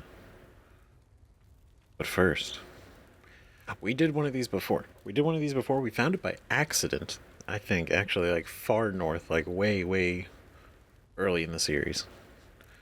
Right, so I'm assuming this could possibly be a similar situation. South Coast Battle Arena. Oh, wait, no, this is different. Because the one we found last time was was for dark arts. Right, this one's just like actually us.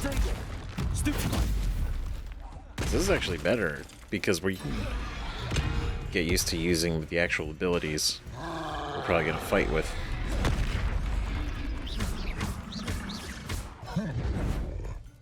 Oh. Oof. There we go. I don't know how many waves there are, but I imagine I'm gonna try to survive every single one.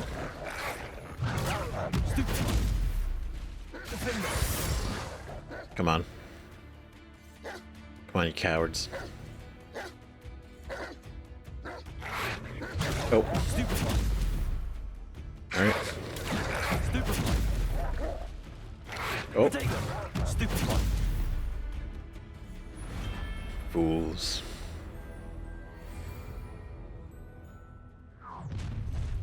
Oh. Enjoy suffering, do you?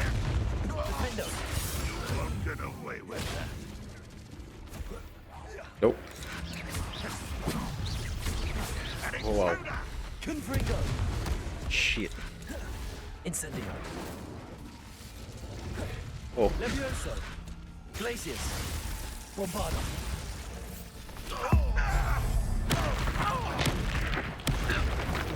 Accio. Levioso. Cool. Incendio. Defendo. Confringo. Ah, shit. Oh, God. Nope.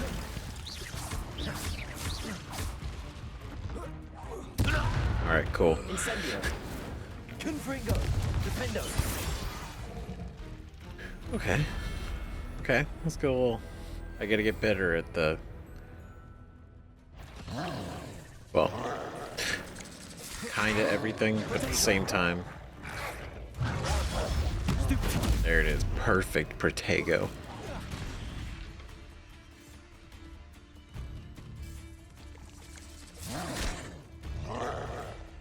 Oh. Oh, wow. That was a combo I didn't expect.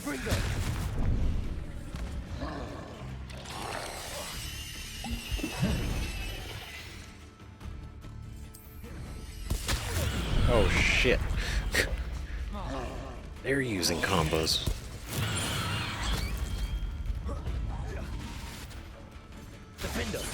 I can use plants.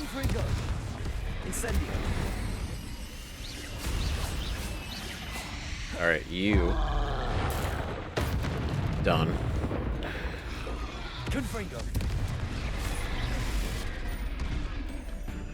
Sucker.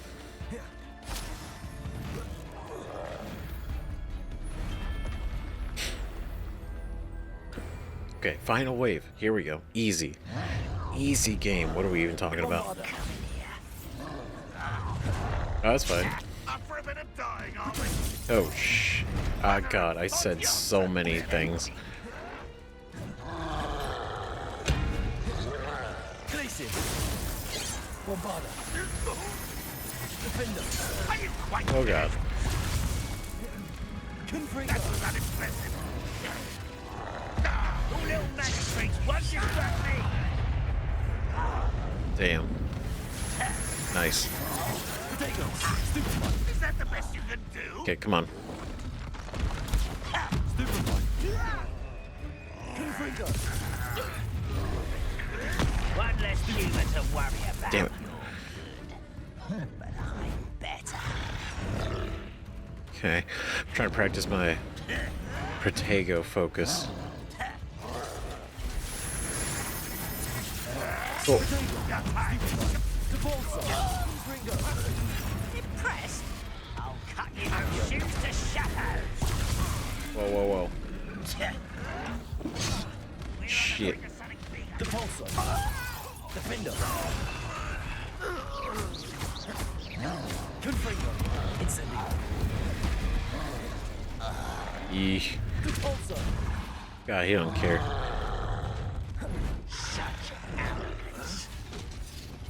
Arrogance. Defender.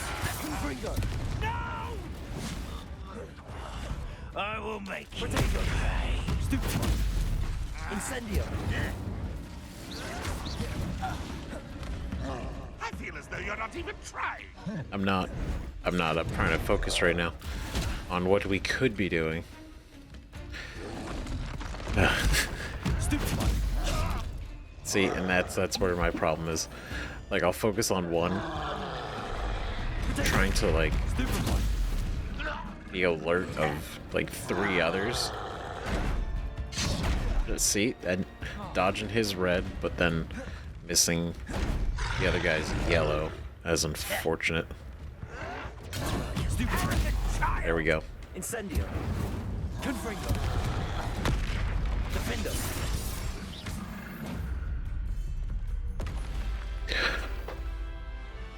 Ashwinder outfit. Ooh. That sounds fancy.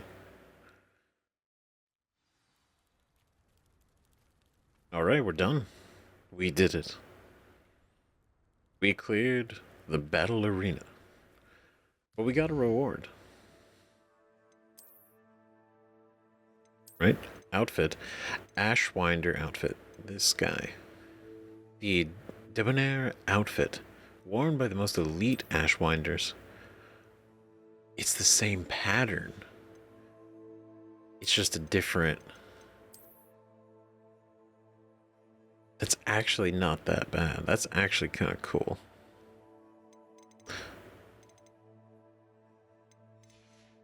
Right? And it actually kind of weirdly works with that.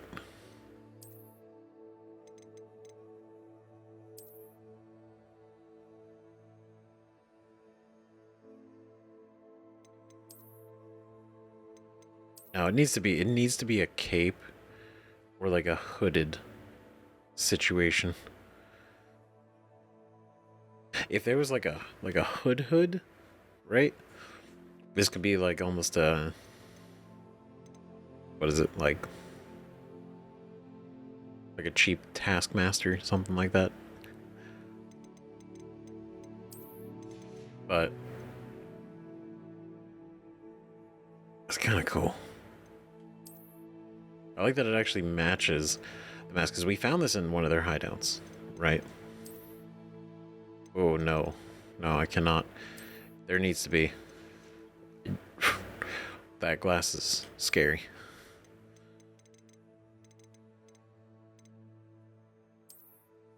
I just really like the way this looks with the rest of it. But that's cool, right? And that was the part of this one, so we can actually go turn this in. Conveniently connected. Right? Because we did the Dark Arts Battle Arena, which is where we got to use all of the curses. That was fun. That was pretty cool. Mrs. Twiddle, your husband was right. The statue was part of a puzzle. Oh, really? How exciting! Yes, I had to destroy a number of large vases, and that seemed to activate some sort of charm on the statue. Well done. Oh, I miss having someone like you around with a thirst for knowledge and a quick mind. Well, my curiosity has been satisfied. Thank you for that. Who knows what I'll encounter on my next constitutional? Oh, my husband would be so pleased to know he was right about that statue. True right. Indeed. He would be.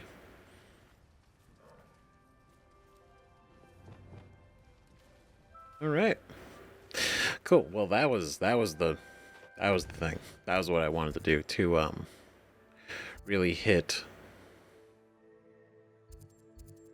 what is it? Hit the arena down there to get a little bit more combat in. And then I think that's all that I planned in my mind. So I think, because this was the one, the Dark Arts Battle Arena. Use all the unforgivable curses. It's kind of cool that there was another arena. Not a Dark Arts one, but just another one in general. I thought that was actually really cool. So glad we did that. Okay, so actually, before we do anything else, right? I was given a tip the last episode for how to solve this thing, or what we need to kind of do to do it. So I want to give it a shot again, right? Oh, nope. Oh, I took it off. That's right. I was planning to... No, it's on this one. Arresto momentum. I'm a fool. Repulsor. Right,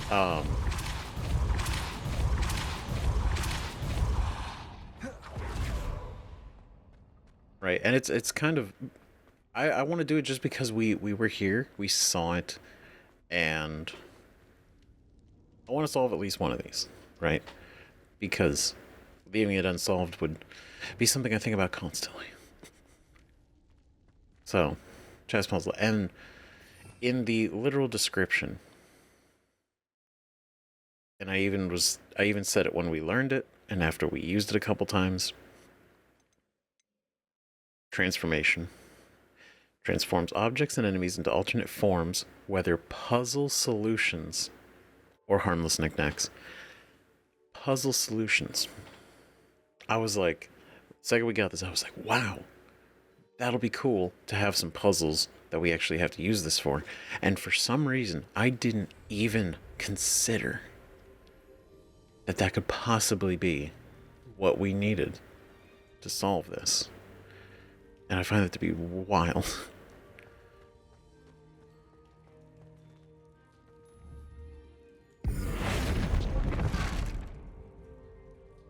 It was a rook. God. That's amazing.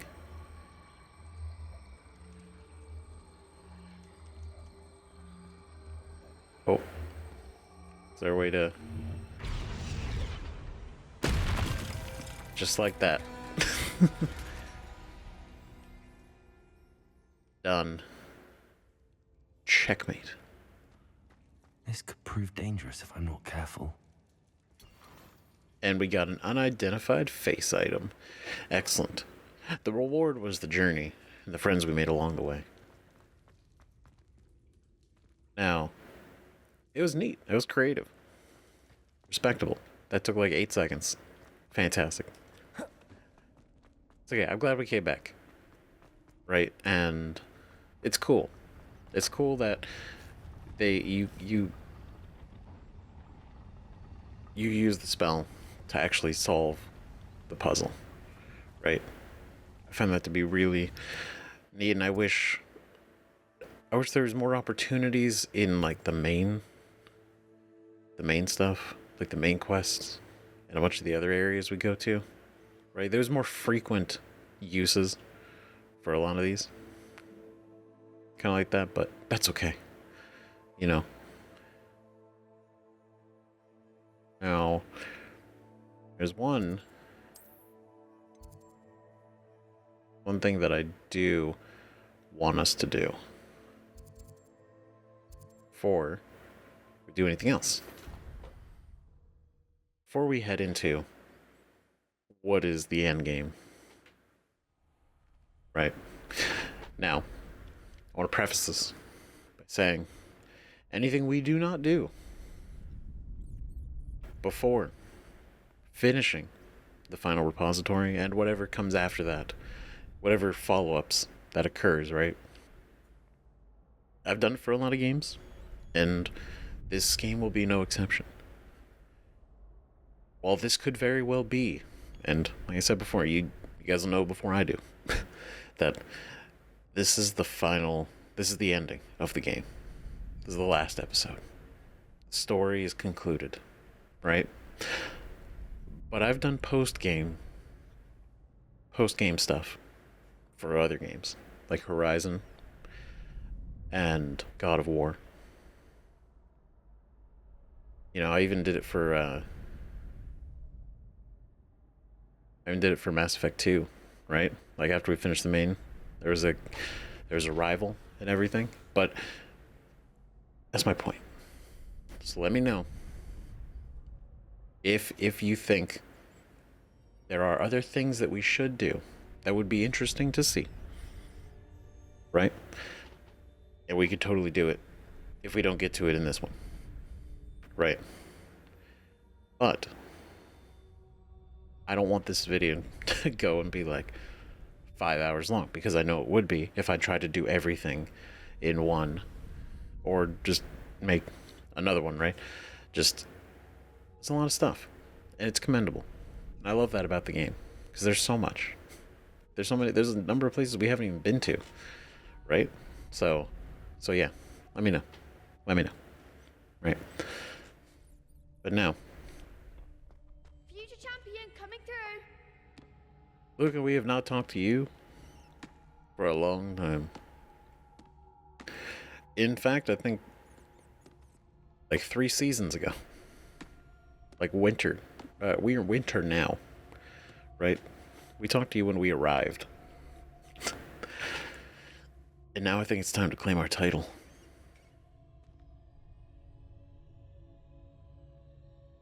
The final round of Crossed Wands. After we've basically just leveled up so much, we know so many abilities, we're gonna come in and we're gonna throw down. Hello, Lucan.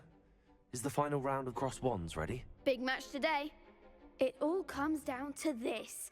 The moment that we find out if your training and dedication is enough to win it all. Ready for a shot at glory? I'm gonna kill somebody by accident. I certainly am. Brilliant. Are you dealing with a partner?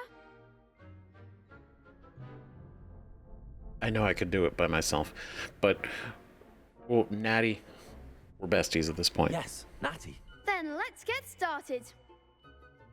It'll be like a handicap. We can make this a real victory. That's the spirit. Okay. Wait, is it 2v4? Break through red shields with... Ah, yes. Tutorials.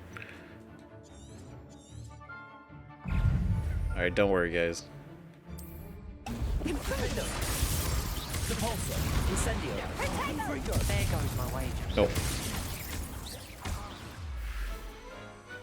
I could never duel like that. What a victory! You've won the tournament! I obliterated them. Like, I do like that they all had different shields. That was pretty smart. Unfortunately, they didn't count for the fact that I can take PEDs and just kind of pop off. It's an honor, I got lucky. I'm just getting started. That was nothing. I'm just getting started. If the best duelists in the school weren't enough for competition, then perhaps you should consider transferring to Durmstrang. Now, to the victor goes the prize! Is it a hat? And so it is my great honor to present you with this simple yet elegant token of supreme dueling accomplishment. That's... I don't know that I deserve this. Thank you. Thank you. It's been an honor. You earned it. You are a duelist to be reckoned with. True. Now that we've definitively crowned the tournament winner, I suppose I should get back to my schoolwork. Wonder how my herbology plants are doing. I haven't tended them in ages. Bro planted them at the beginning of the school year. He's just been waiting for me to come back this whole time. We got an outfit. That's cool. Going out here.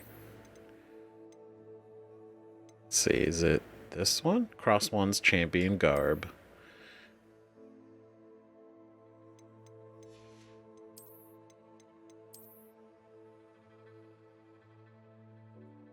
Not bad. Not quite the color scheme I'm going for, but no, it's cool. It looks cool.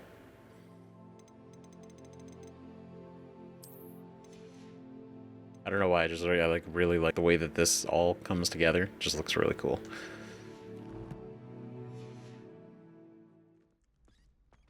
And while we're here, Hello, Lucan.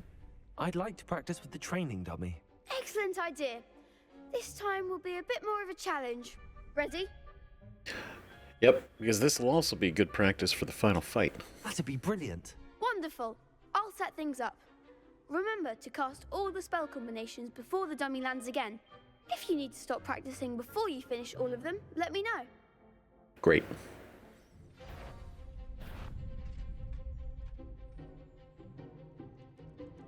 Oh, I don't even think I have that equipped. I do not. So let's just put them all in the same one.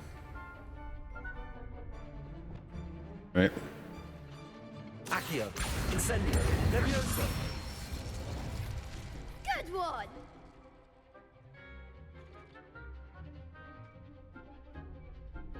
All right. Okay. Oh. Accio, Incendio. Nicely done. I really haven't been utilizing Levioso as much ever since I just got raw power. Accio, Incendio. Nope. Damn it. Embarrassing.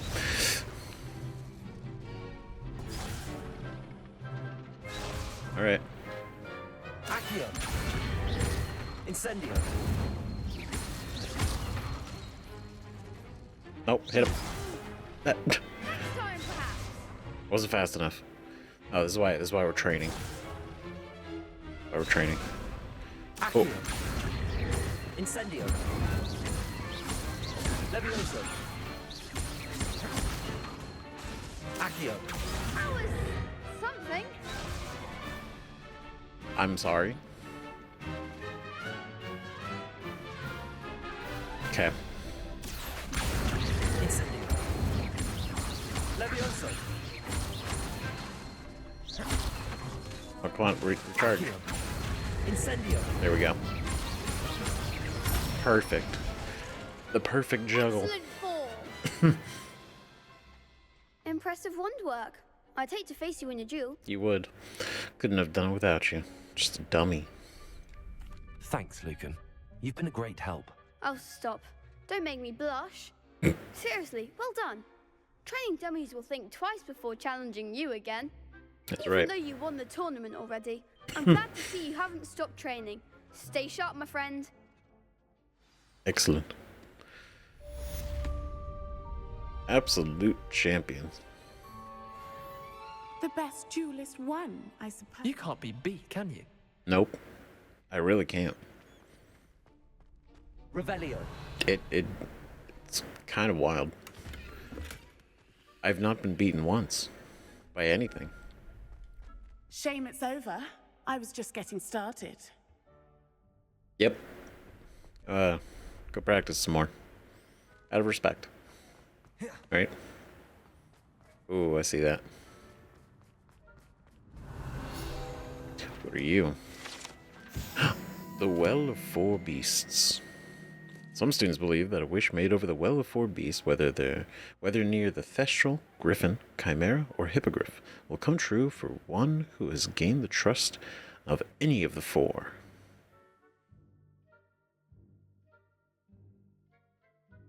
So if you have gained the trust of a Thestral, Griffin, Chimera, or a Hippogriff, you make a wish. It can come true. Damn it.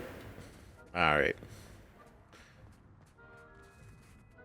So, Hippogriff, Thestral. Wait, no.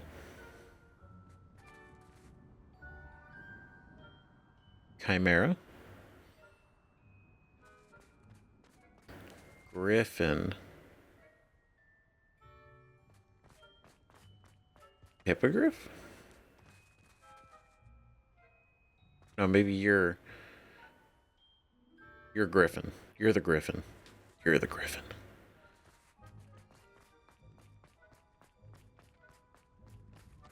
It's the tail that was throwing me off. It's like I don't actually remember if a hippogriff has a tail or not. I don't think it does. Does it? Or at least not like a long tail like that. I never really looked at the tail. Damn. Okay. Well, what is it? It's a little dark out here. But it's fine. Our fancy broom. Real nice. Looks cool.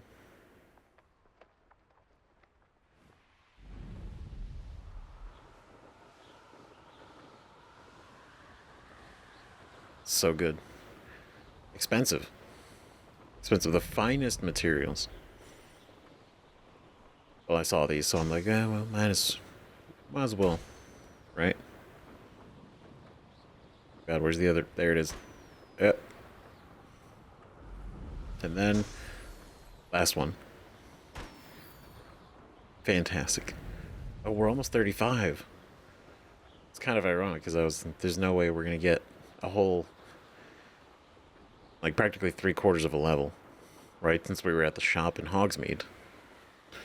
Yet here we are. And then, oh, what is it? Where are we? Okay, we're over here. So apparently, there's like a thing. If you, I think, gotta go over the big sections of water. Apparently, if you soar over the lake, something happens.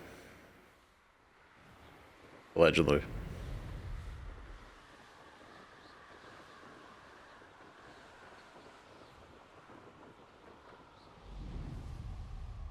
Maybe.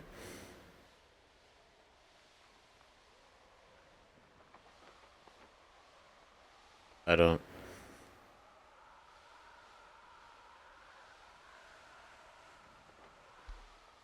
Was it a ruse? Was I misled? Was I bamboozled? Quiet out here. Peaceful. Over the Black Lake.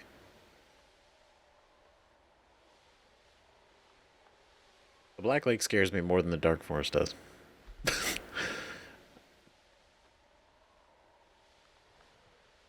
Huh.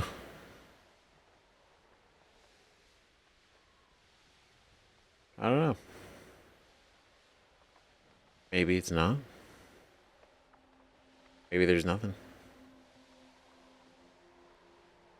Maybe I'm doing something incorrectly. Can I have to be... Okay, I'm gonna...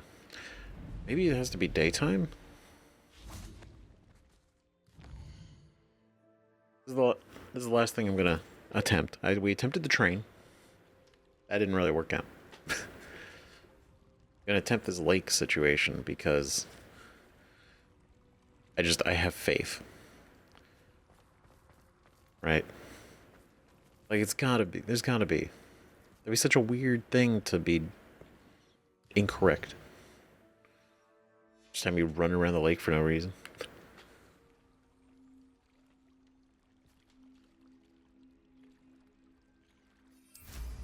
Okay. But no, genuinely, really, this is a cool broom. This is a cool broom. Wish we had enough money to get the other one. The green one? That would have been nice.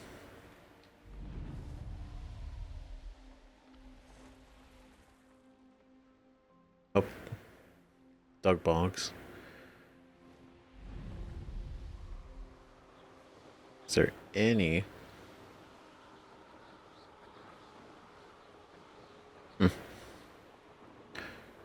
Maybe this is a bust too. Maybe just...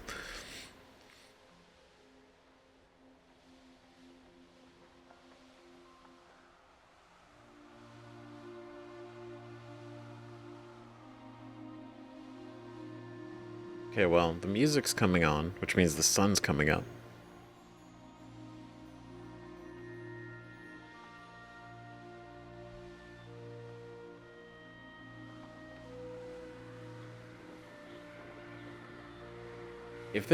I mean, there's a good chance it's nothing, right?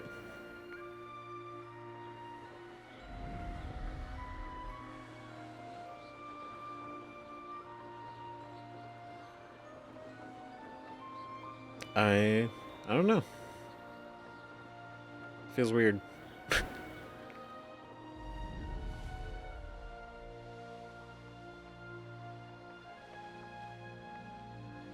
Yeah, maybe it's just a bust. Right? Which is fine. Like, whatever it is. If it is. It's probably kind of cool. Right? Maybe I'm just really unlucky. Like, maybe you can see the train. It's either so specific or it's like a very time specific. Right?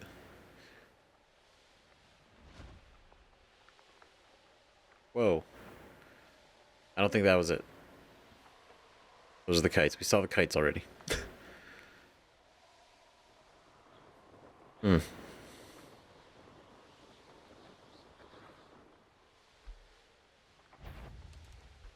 Huh. I could do like one more kind of like just like loop. And then I'm not really sure what else to do to trigger if I have to, like, be super close to the water. I mean, this is very cinematic.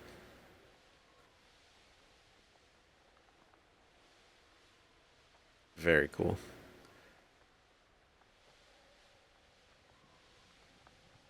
Could weave in here.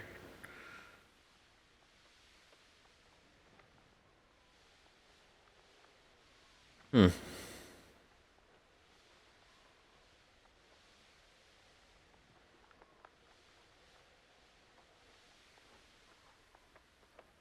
Alright, I guess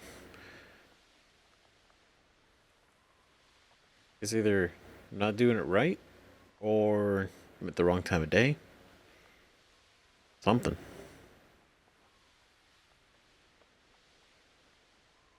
Whatever it is. I'm sure somebody will let me know what I missed. And then I'll be sad that I missed it. Is there anything... Okay, we did those. Okay. Is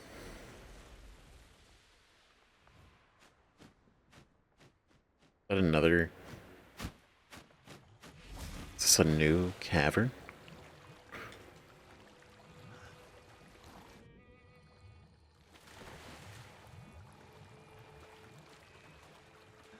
It's in... Yep, there it is.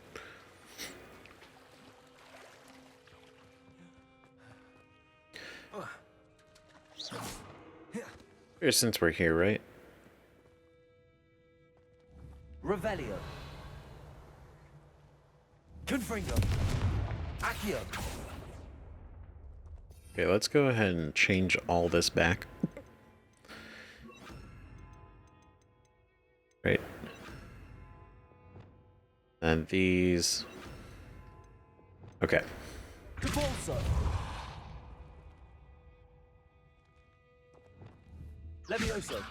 Bombarda. Cool. Accio. Revelio.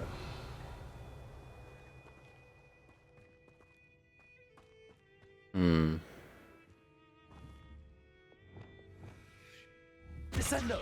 Flipendo. Would it?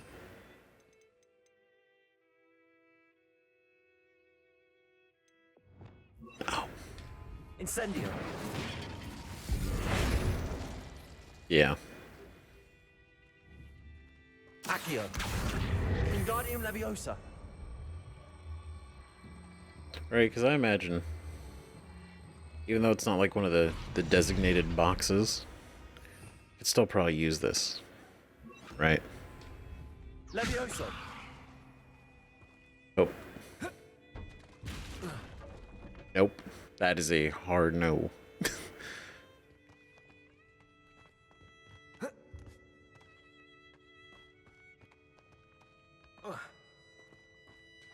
Revelio.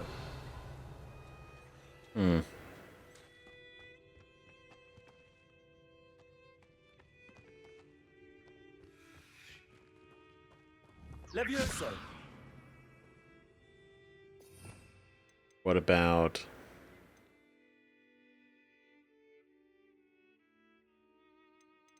But you... Wingardium Leviosa. Nope. Revelio.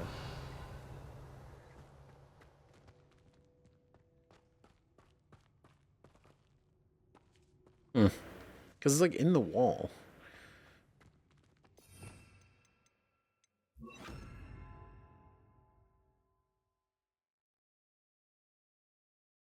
I mean, hit it with everything. Defendo. Confringo. Depulso. Incendio. Confringo. Defendo. Glacius. Levioso. Bombarda. Accio. Flipendo. Lumos.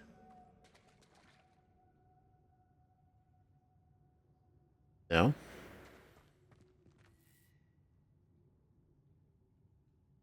Don't say it. Don't say it. Everybody stop. Accio.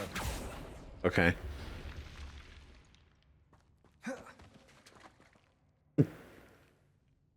No. It's fine. Unidentified back item. And a scarf. Fantastic. This little tiny little hideout. Revelio. Ooh, that's interesting. Like, obviously we can't get to it. There's like a whole house down here. Like a whole ass house. Hello? That seems like a cool thing. Like, look at that. It's a whole... Like, it's worn down. That's cool. Confringo. Defendo. Interesting. Curious. I mean, unfortunately, there's nothing else I can do from in here. But... Interesting, like a whole building. This kind of underwater cave. Crazy. How does one do that?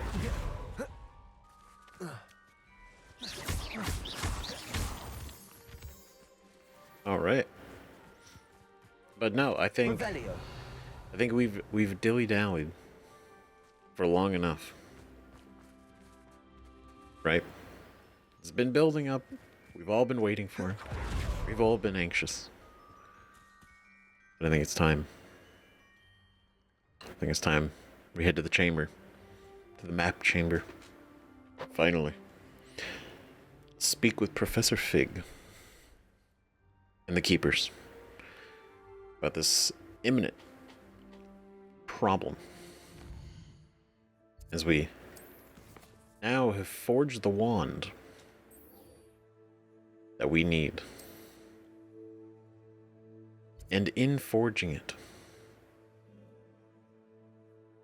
we can open the way to the final repository.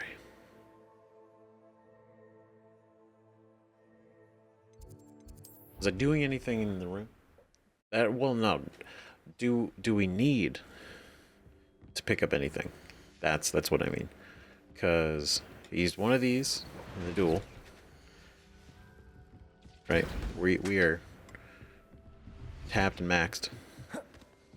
Right? Cool. And cool, we got all those.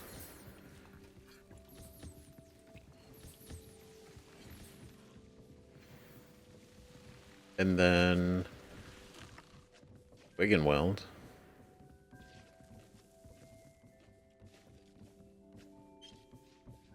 Come on. There we go.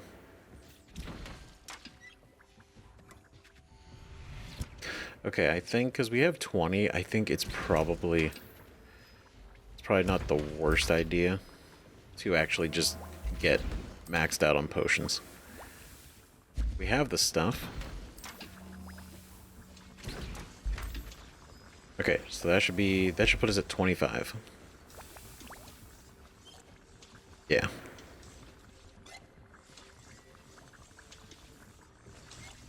Okay. All right. Thank you. Incredible potion skill. And yeah, we don't need anything else down here.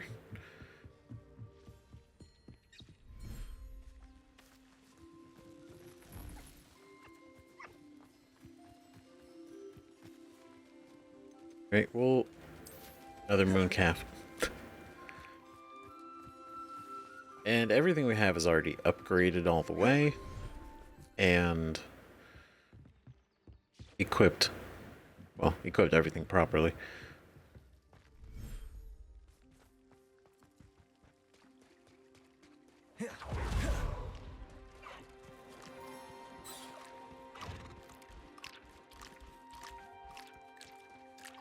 Love it. Hey guys. Wow. They're still so cute. Kind of want to make, well, to encourage more breeding, right? I feel like a unicorn would be a good idea right now. And then I think I think that's it. Just want to have that going in the background, right? Oof.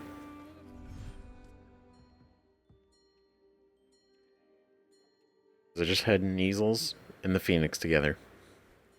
And then it was just Thestrals over in the swamp. So I think that's... Yeah, we're done. That's it.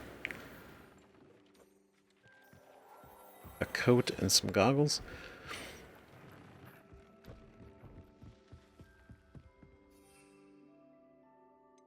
Got everything.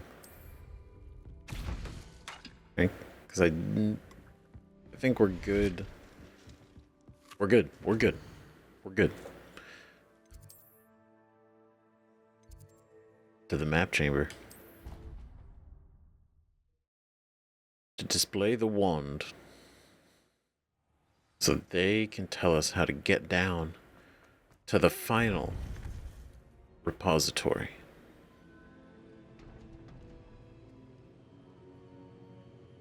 After all this time. Mr. Fig. What a journey we've been on. Completing the trials. Chasing everything. Proving ourselves. Now, it's time. Here we go. Victor Rookwood is dead. He confronted me as I left Ollivander's with the Keeper's wand. I had to defend myself. Godric's heart. Are you all right?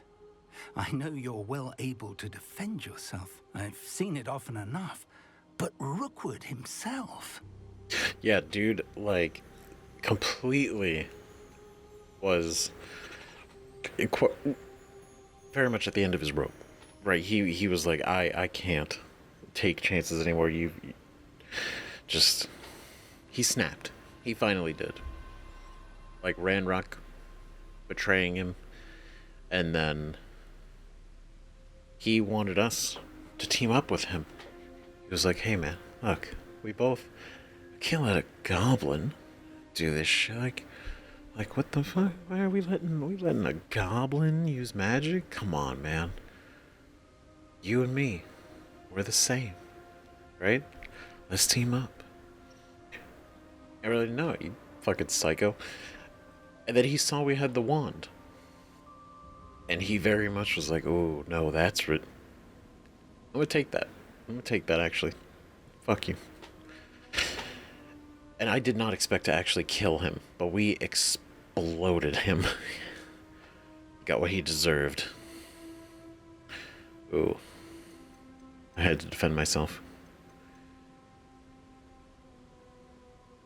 Seems like such an edgy response. I mean, he did, right? He did the thing, right? He fucked around and he found out. He destroyed so many lives and he wouldn't have stopped. I'm glad I was able to put an end to him. You're right. He wouldn't have stopped. You did what you had to do. With Harlow in custody and Rookwood gone, the wizarding community owes you a great debt. Thank you for saying so, Professor. I'm ready for what's next. All right, then. The Keepers have been waiting.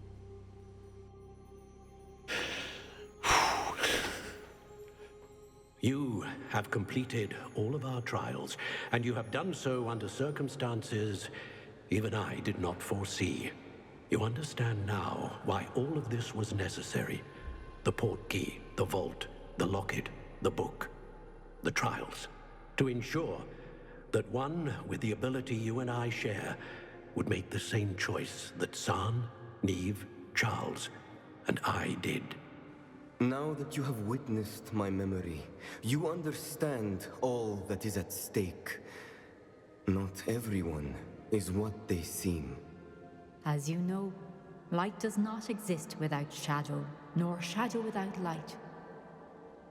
Simply because you can eliminate darkness does not always mean that you should. Even the most well-meaning and competent amongst us cannot possibly know the consequences of manipulating what should be beyond our reach. What lies in the repository must never be released. Resist the temptation to destroy or control it. The magic that you have so carefully honed must now be used only to protect the secret we keep. You have the wand. You will know when to wield it. We leave our legacy in your hands. What? Oh.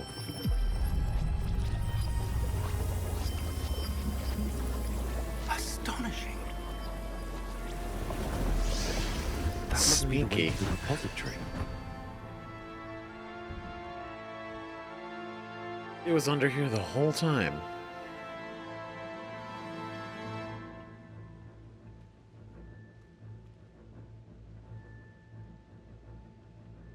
We can That's only hope that we're not too late, and that we find nothing but a repository undisturbed beyond this door.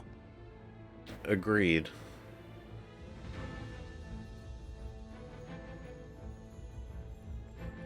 The Keeper's Caverns. So they really put us in that position to be like, we have ancient magic, and he's saying, but no, you have to use it now to keep this secret. Essentially, we also keep the secret. We also become a keeper, right?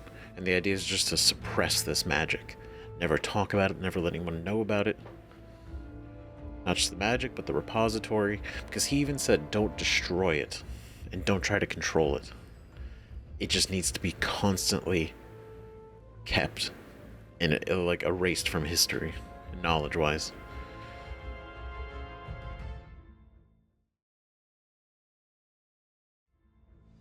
Out of fear. I should hope that the enchantments protecting the castle would protect against an incursion from below. I fear they may not. Although, if they don't now, I can assure you they will in the future. Were you able to reach Professor Weasley? I was. Hopefully she and the others will arrive soon. They know where to find the door through which we entered. Okay, good. 'Cause this is gonna get a... Oh my god. That is efficient. The goblins. I wonder if Ranrok is here. Let's go. I'd be surprised if he wasn't. He's probably the one driving it. If his loyalists are here, he cannot be far behind. You and I have faced worse, Professor. It's actually kind of cool how we started it. We started this together, and now we're finishing it together. We're finishing this the way we started. Together. Such arrogance. Someone's been taken out on me! I've been fighting since before. I won't rest. Done. Oh.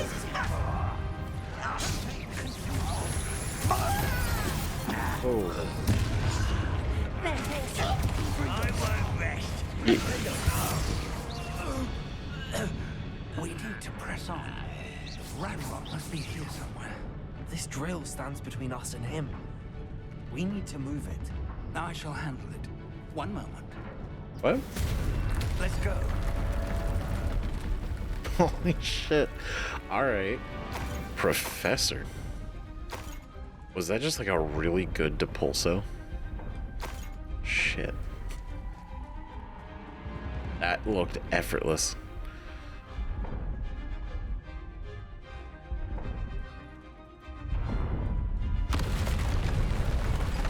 Ah, great.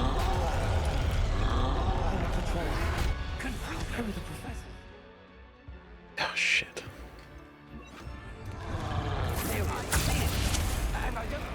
Yep. No. He's coming back this way. Yep. Let's get this.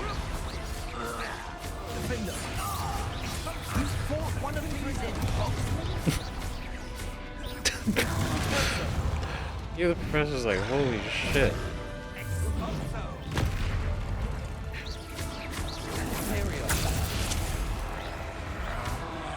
Oh. Oh no, I didn't go far enough. There we go. Perfect. You will not take what is not yours. Goddamn right.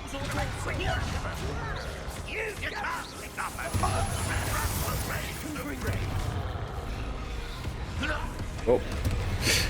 Nope.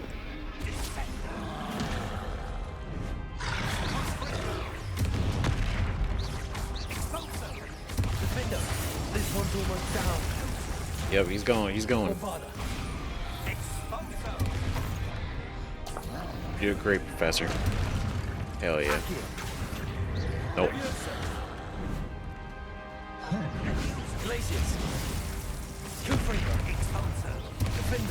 Oof. Done. You're no match for us. Not even close. Now what? Is it a frog? It is. Okay. Professor, that Ooh. wall, that's the way forward. Very perceptive, my young friend. It worked. Let's go. Oh, those are potions. Okay. Ranrok must be getting closer to finding the repository. I fear you're right, Professor. There's nothing we can do but keep searching. God damn it. Now the keepers literally are just like, it's in your hands now. Good luck.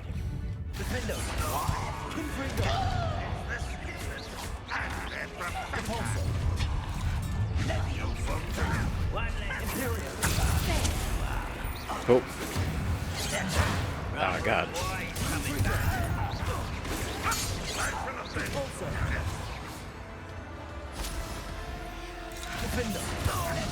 Done. Okay. All right.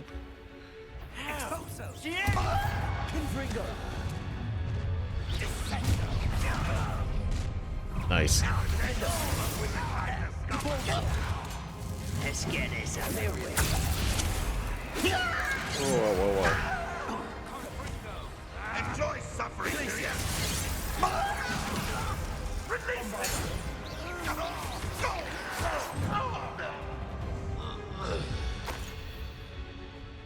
All right.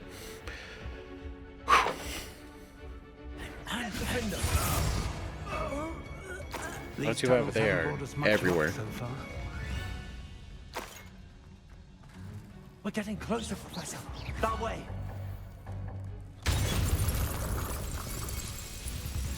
Nice.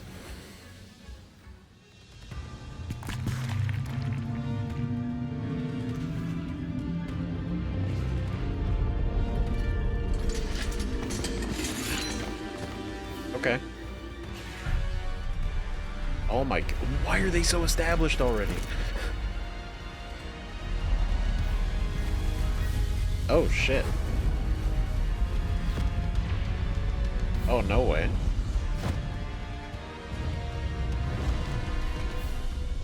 Hell yeah. Okay, that's kind of cool. The goblins have somehow evaded the castle's defensive charms. Steer them this way. We shall make quick work of them.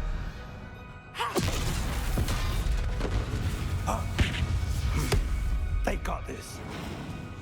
Oh yeah, I believe it.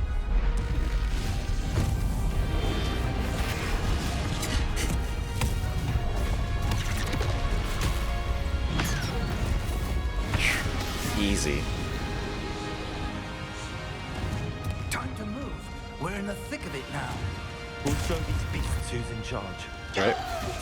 Oh, well, gosh, she's fast. Thank you, Professor. Cool. Whoa. Over here.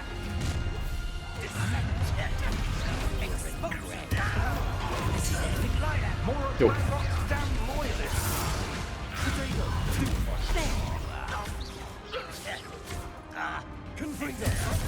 Cool.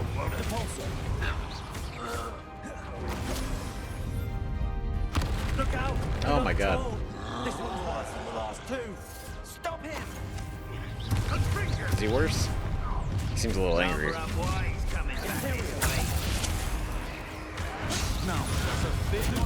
Perfect.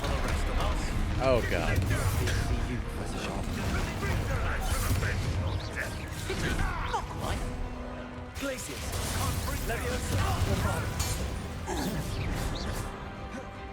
Professor Sharp is cool. I wish he was around more.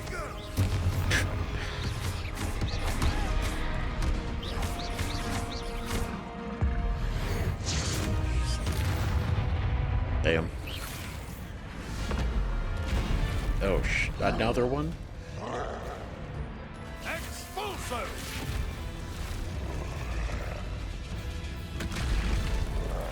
Idiot. Okay. And he... Oh, shit.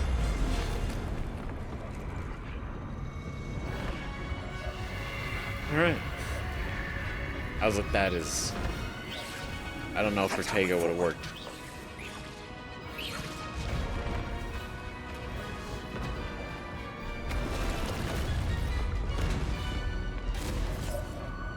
It really just demonstrates how, just on another level, the teachers are with magic.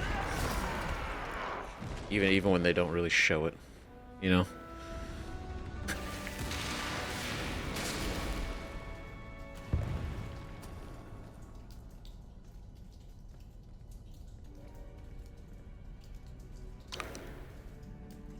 Ah. Okay, well, Ranrock's not here then, right?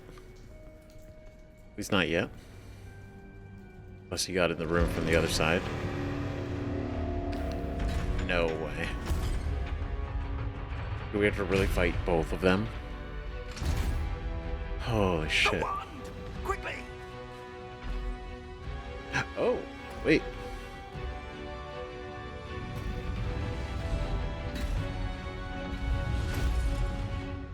See? Friend.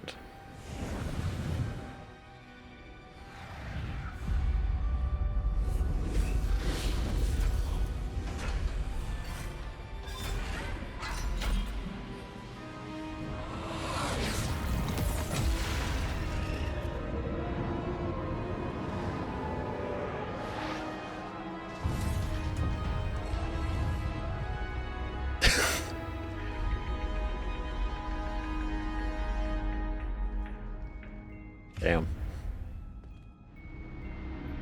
Shit, there it is.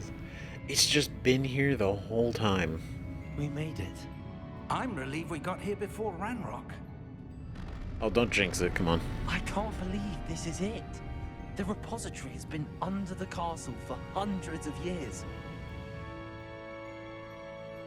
Think of all the pain that created it.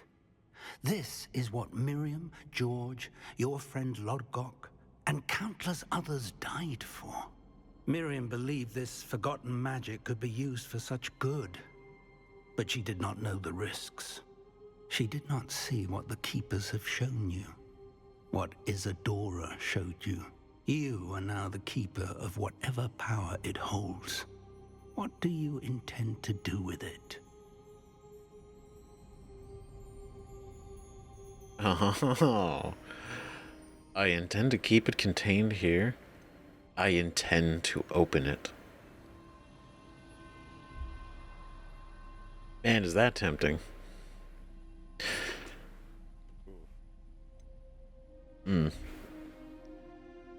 That also, okay, we need to take like a minute to reflect and realize, like, this is the position we are now in. We are now the Keeper. The other ones, they're just enchanted portraits, right? Leading the next person to, you know, through the trials and knowledge and everything, right? And so the idea, and now it does pretty much confirm it, right? Hearing from Rackham and the rest of them, that this whole thing was essentially to pass the baton to us, as in, they have kept this secret. The ancient magic as a whole, keep that knowledge secret. Don't talk about it, suppress it, never speak of it again. Then, keep the repositories a secret, never speak of them.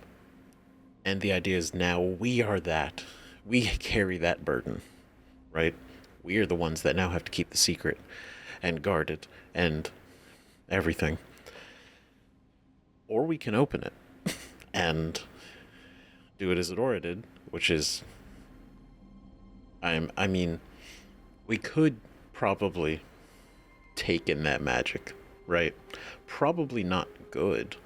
Obviously not good, right? We saw what it did to Ranrok, and they even specifically, Lodgok even mentions Like, the second he started taking in that magic from the first repository they opened, his entire personality and mood changed, right? It was like actually changing, because it's just raw magic and emotion. And it's like, yes, it's also power. Yeah, definitely. But it's like the side effect. The emotions. It's crazy. Right? And now, if we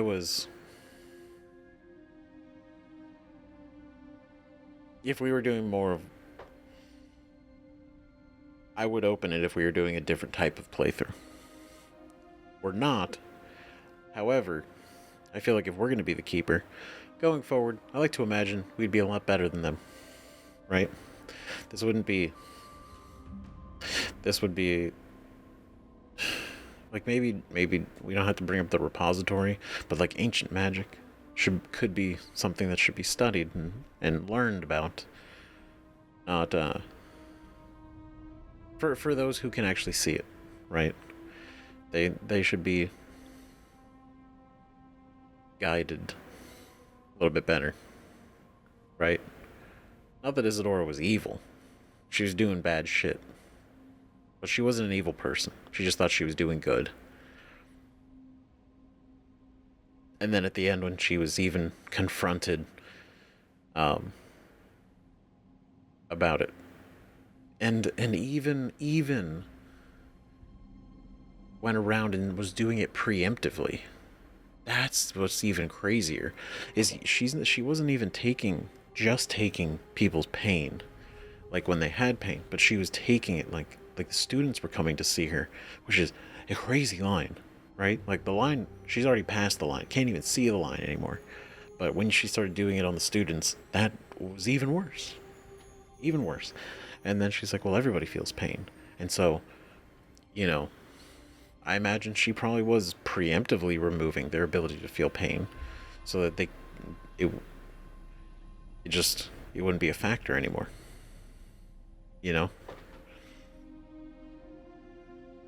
Probably. But either way, that's not the point so much as it is, I feel like, if we are going to take up the role of keeper, then we're going to do it better. We're going to do it better than they did it. Right? That's what I think. I plan to leave the repository as it is. I'm pleased to hear that. I've been thinking. What is it, Professor? I spent all year trying to keep our journey a secret from everyone, including Professor Weasley. Mm-hmm. But now I wonder if I should have shared it with her, and the others, sooner. Trusted them more. The Keepers wanted this secret to be locked away forever. How long will you keep it? That's... see? And that's the interesting... That's interesting,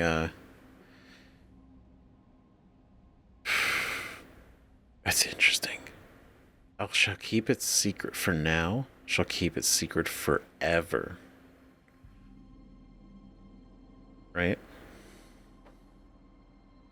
The Keepers did want the secret locked away forever. They did. And Professor Fig, he makes a good point, right? Because there's a line of, don't tell anybody because they won't understand, right? Or don't tell anybody because if they find out, then they're going to exploit this whole thing. And those two concerns do exist, and they should be considered. But the other teachers, right? Like Weasley and Sharp and them, they're good people, right? They want to protect the students and Hogwarts and do good for the students, right? They don't want bad things to happen. And trusting them was probably would have been a good idea. I understand keeping it a secret. Like, I get it, right? Because you don't know. But just kind of knowing who they are and what we've learned about them, it feels like, yeah, that would have been something. And this kind of comes off of my last point of being, like, the keeper, right? Like, Like, suppressing all of it, I feel like is worse than just educating about it. Right? Like somebody else is going to come along. That's just the way it is, right? Someone else is going to come along that can probably see this ancient magic. And if nobody ever talked about it, nobody ever brought it up, if it was just something we never spoke of,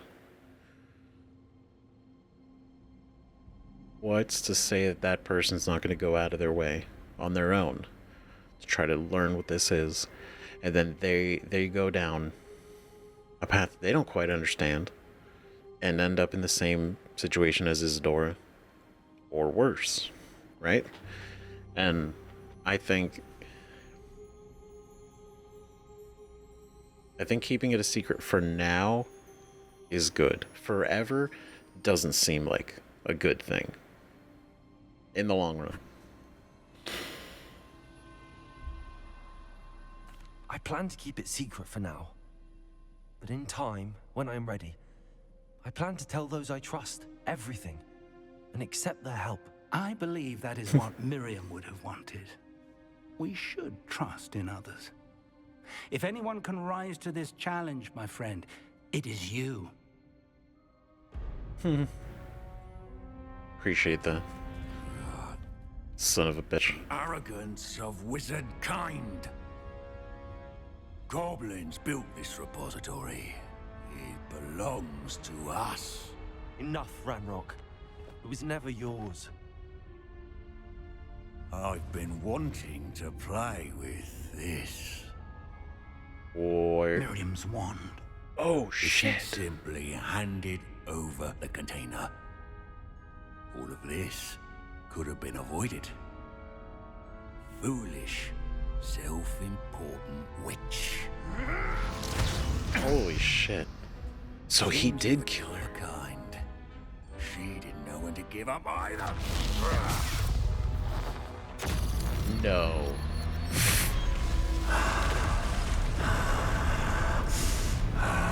Are you serious?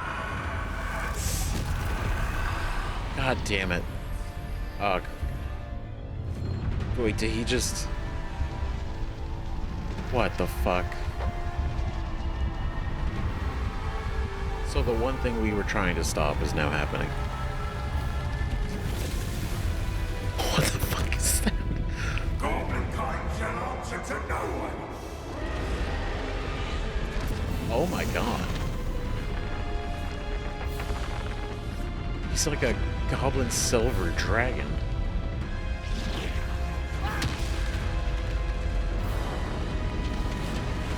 Oh hello? Okay, he is so strong now. Oh, he's so strong.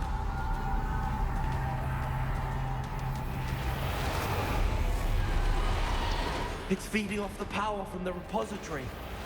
Yeah. Whoa. Magic is no match for mine, child. My spells are having no effect on the dragon. True. Oh god. All of my enchantments meant nothing. Oh, wait. Oh, idiot. I get it. I have you now, Ranrok. Defender. Ranrok Dragon. That's fucking crazy. Holy shit. Ah, I should have thrown it back. Whoa.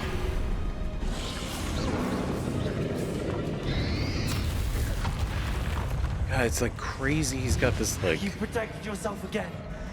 Not for long. Yep.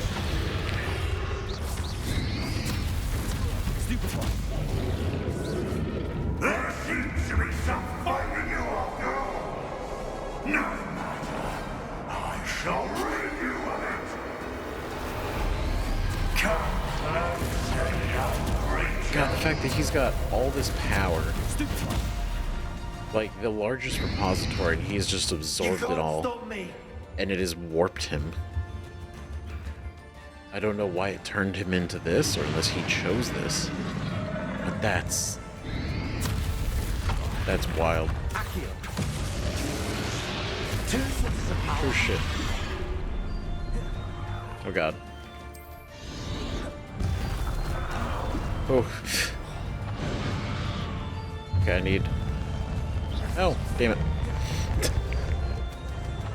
Oh, okay. Here we go. Here we go. Something.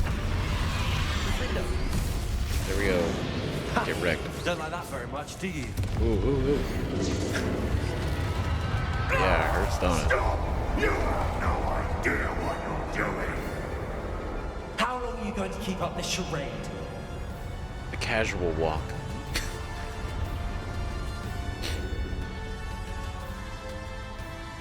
Oh my god. Well, I guess so much for keeping it a secret, right? You Oh can't shit. run forever, Ranrok. Oh, this is the arena. Give up now, and I might ensure that your death is swift. This is pretty cool, though. There's nowhere to hide now, Ranrok. Oh. Oh, whoa, whoa, whoa, whoa, whoa. Whoa, whoa, whoa, whoa, whoa. Confringo.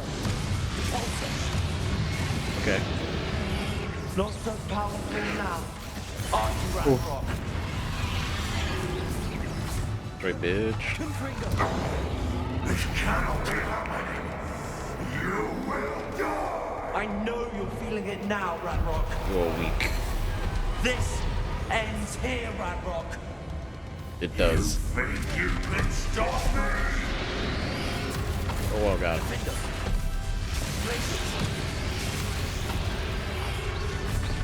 Oh god. Oh shit. Oh god. Okay. I will defeat you. In Lodgok's memory. Yep.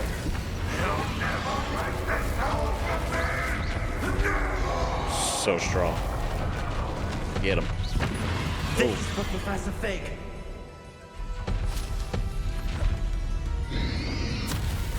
Potato.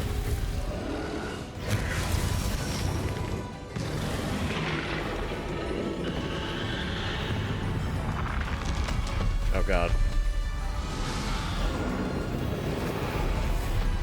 So he's I don't even know what happened. Did Professor Fig just get like blown off the side? Oh shit.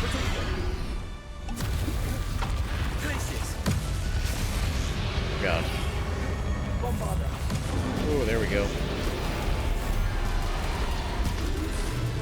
Fool.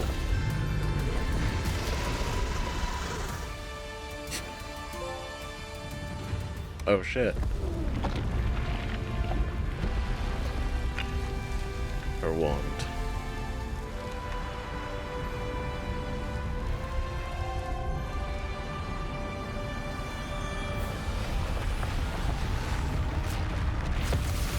This is all happening under the castle.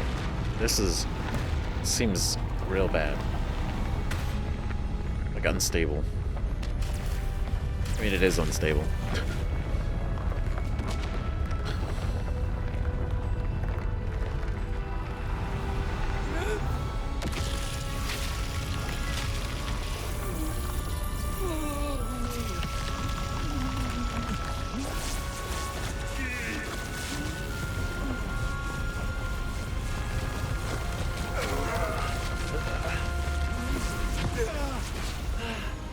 Professor! Holy shit. Okay, he's fine. You need to contain it. I don't...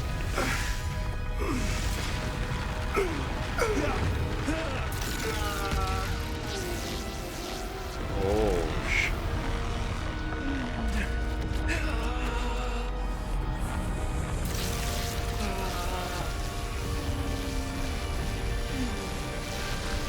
You are stronger than you know.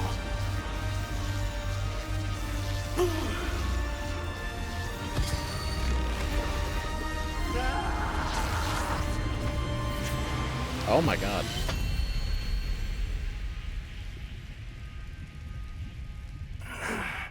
Holy shit, we just reformed the whole thing.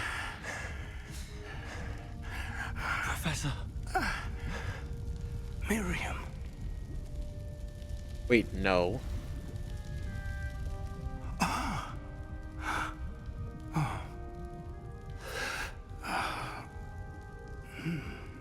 Miriam would have loved you, my young friend.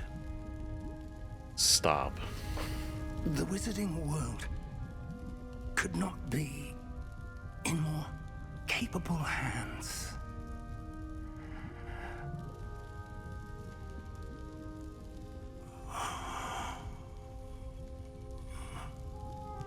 Oh, come on, man.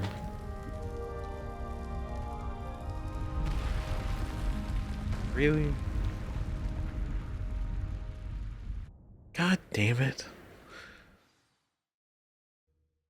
Fuck. That's so sad. We were so close. Ugh. Professor Eleazar Fig.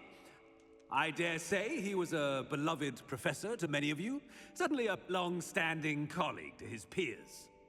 A famed adventurer and seeker of knowledge, he built a reputation charging into the unknown, brazenly disregarding both discretion and safety, providing perhaps a rather unfortunate lesson for us all. His devotion to adventure was rivaled only by his dedication to Hogwarts. And of course, to his wife, Midi, whom we lost much too soon as well.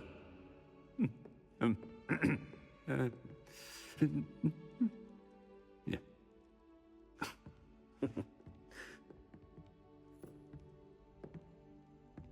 That's like the nicest thing he's ever said. Professor Fig represented the best of all of us. He could be deviously clever, possessed a brilliantly inquisitive mind, and was the most loyal of friends. But perhaps it was his remarkable courage, for which we will all be forever indebted to him. If not for Professor Fig,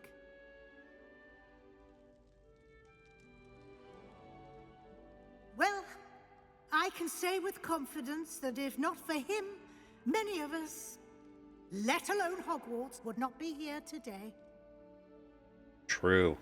Those that knew him best will agree that we must now honor him as only Hogwarts can, by wisely, resourcefully, justly, and bravely facing all that lies ahead.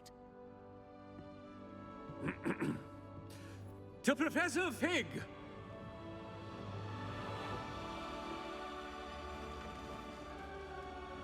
Man. Since the beginning. He was a real one.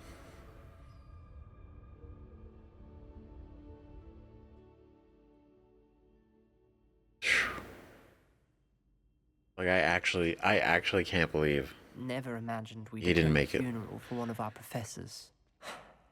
Glad Weasley spoke for Fig. She honored him. He'll be well remembered. I only wish we could have done the same for Solomon Sallow. I need to go and see Anne soon. Ominous, there's something I need to tell you. It's to do with Victor Rookwood. I heard a rumor that he confronted you outside of Ollivander's. Sounds as if you faced quite a fight. The rumor's true, and I did. But it's not that. Just before Rookwood attacked, he uttered something familiar. The same words Anne heard before she was cursed. Children should be seen and not heard. Wait, what are you saying? It wasn't one of Ranrock's loyalists who cursed Anne. It was Victor Rookwood. It was Rookwood all along. This? Holy shit. This can't be. The night Anne was cursed, all she saw were goblins. You see, since Feldcroft was of interest to Ranrock, it became of interest to Rookwood as well. That's why Rookwood was there the night Anne was cursed. He was working with Ranrock. When he saw Anne, well, he didn't want anyone to know. So he cursed her. Oh, so cruel. Rookwood got what he deserved. That's Thank you fucked. for telling me. Anne and Sebastian deserve to know, and it should come from me. As we discussed, I spoke with Black. Sebastian's with the headmaster now, but perhaps there's a way to get word to him. When I find out, I'll send an owl. Shit.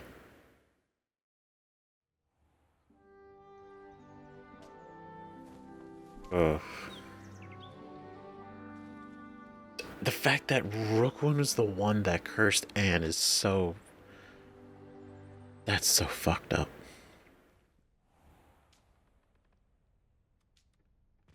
And just because... Shit. That's so... Mm. And she did...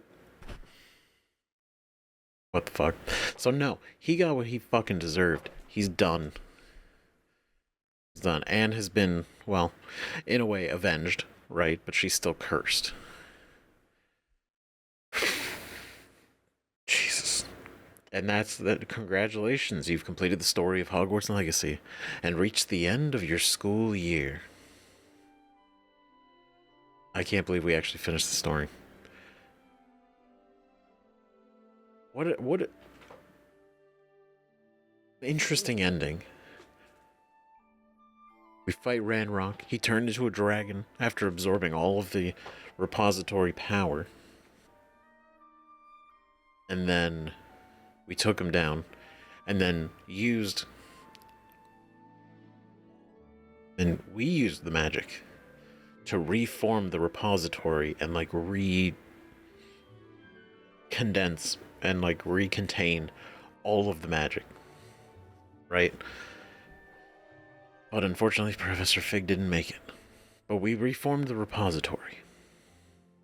So it's still there, and it is contained and it is safe. And we are to keep it a secret. For now, right? But... Shit. And then that's the end. And we did it, and I'm glad we actually told Ominous that. That's actually cool. That's a good follow-up with that. But we obviously we still have some things, right? With your OWL exams fast approaching, now is a good time to review your field guide progress. Explore the world, finish any remaining relationship storylines and side quests, and complete your field guide as you see fit. In the Shadow of Revelation. In level 35. Oh. Shit. I have news about Sebastian. Meet me in the Undercroft as soon as you can. Oh boy. I didn't know there was going to be more follow-up to that. Oh, shit. To the Undercroft.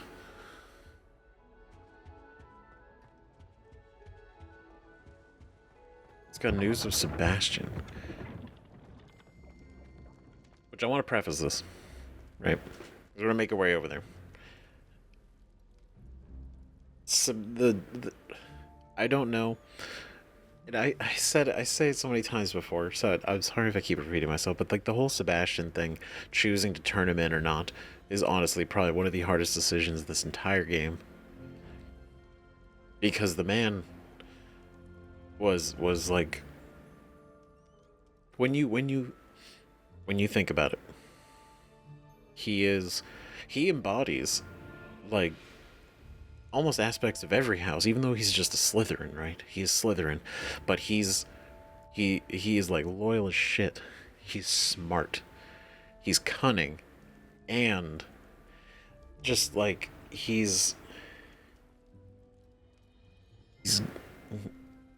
was doing this all for Anne, right? And it's just like he's he's a good dude.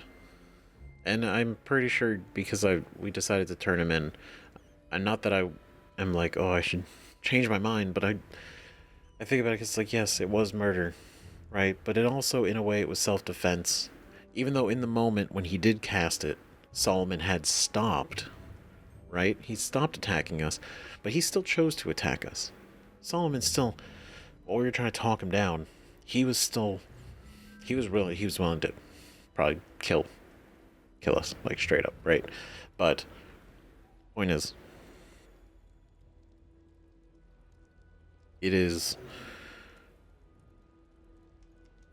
I don't see Sebastian as a bad guy. And obviously, because he's not. He's a good person, right? And I feel like maybe, I mean, if it's too late, it's too late. But I've also been thinking about it, right? And it's like this whole spiral out was because he was going to lose his sister, right? He cares about her, he loves her, all that. And so he's like spiraling down this path through like dark magic and everything. And so he's already kind of lost, right? He's not a lost cause, but he's lost, right? He was lost in this whole craziness of trying to protect Anne and save her and cure her of this curse, right? And my point of this is that he was put in this position, and I know he's the one that put himself in that position as choosing to go down the path of, you know, looking into dark magic, Salazar Slytherin stuff, his spell book, and the relic and everything. But I feel like he's our friend. And as a Hufflepuff, loyalty is very important. And we have been loyal to him, even though he's been, even admittedly, he admitted it, right? His emotions have been wild, right? He's kind of been a little unhinged. He didn't like that we trusted Lodgok at all. He hated that. And he tried to apologize, but it wasn't really that great of an apology. But my whole point of this is saying I feel like sending him to Azkaban is kind of like the final nail, right? Because we went there, right? As a Hufflepuff, we went there earlier in the game. We saw what happens to people in Azkaban. We saw, like, that place is for, like, horrible people. You know? Like, horrible. And to just imagine Sebastian, who did this. Yes, he did kill his uncle. Whether self-defense or not or anything, it's not the point. It's the fact that happened, right? But everything else about him and around him and his intentions and everything in him as a person, I feel like it's maybe it's too cruel, right? And I know it's like, you know, oh, I could have thought about this earlier. I didn't want to sit on that, like, that. I think about things for a long time. And so I know sitting on those two options of turning him in or not, right? I would have been there for forever thinking this over. But it's just, the more I've been thinking about it, the more I feel like sending him to Azkaban would honestly just completely ruin him. And probably send him down a path that's probably not, he's not going to come back from. Whether that's he goes crazy or he's just completely just distraught and ruined, or it's the start of a villain arc. Like us sending him there and all this, and then this is where he turns around. But I don't see him as a villain anyway, but I know it could, I don't know, this could push him to be, I'm sad, but I don't know. I don't know. But it's just, I've definitely been thinking a lot lately that probably, if, I mean, it didn't say Azkaban, but I imagine if we do turn him in and they decide Azkaban, I feel like we've like condemned him to such a worse fate. Even though we all kind of agree Solomon had it coming, right? Let's be real. He had it coming. But even if he had it coming, it's just yeah,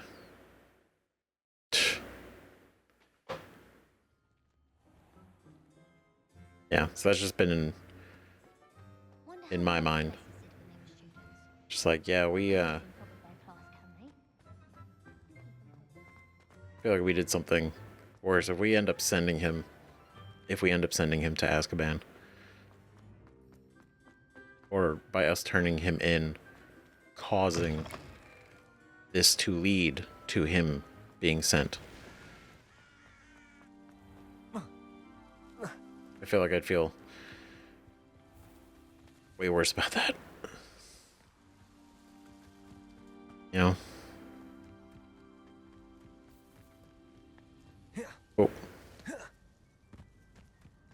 Oh. Honestly, I like we're making moves right now, but it's nice to see it's nice to see all the green and the sun and all this again.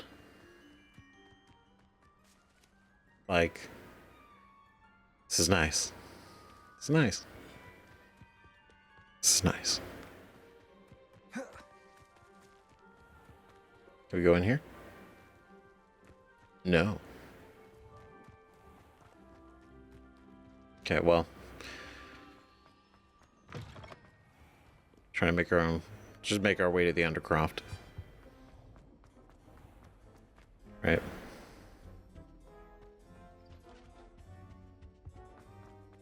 Think.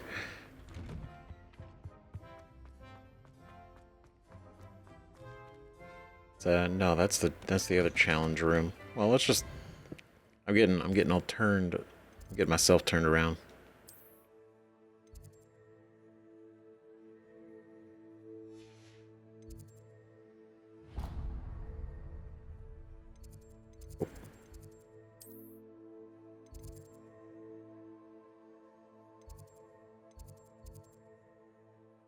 Oh, that's different.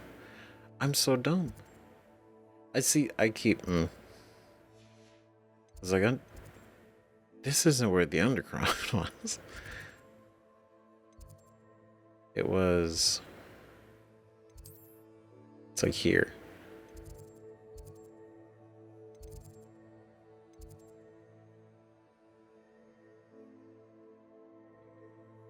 I think it was outside the library.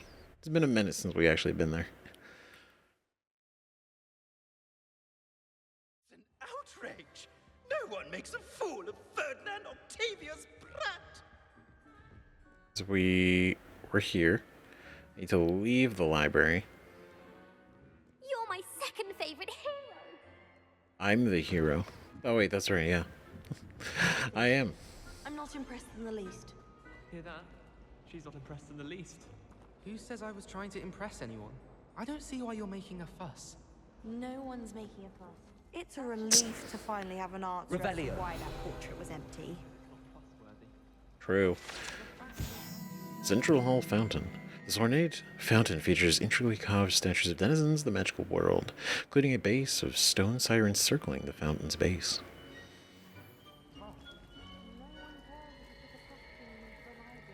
Incredible. Okay. So, in the shadow of friendship. Yep. And then Weasley's watchful eye. It's kind of it's cool that there's follow-up stuff, you know? It is really cool. because it doesn't just like, okay, story's over. Anyway, carry on. Just kind of run around now. You know? It's nice. That means more story and more conversations, more lore. More developments.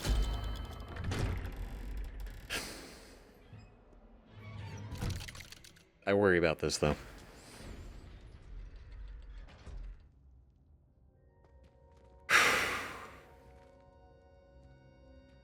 Hey, Ominous. Thank you for coming. Ominous, I received your owl. What's happened with Sebastian? He's been expelled, and will soon face trial at the Ministry. Although Anne wanted to turn him in, I think now she's torn. I confess I know how she feels. As much as we all wanted Sebastian to face the consequences of his actions, it will never be the same without him. Just standing here in the Undercroft without Sebastian feels wrong. Yep. Yeah, I know. I feel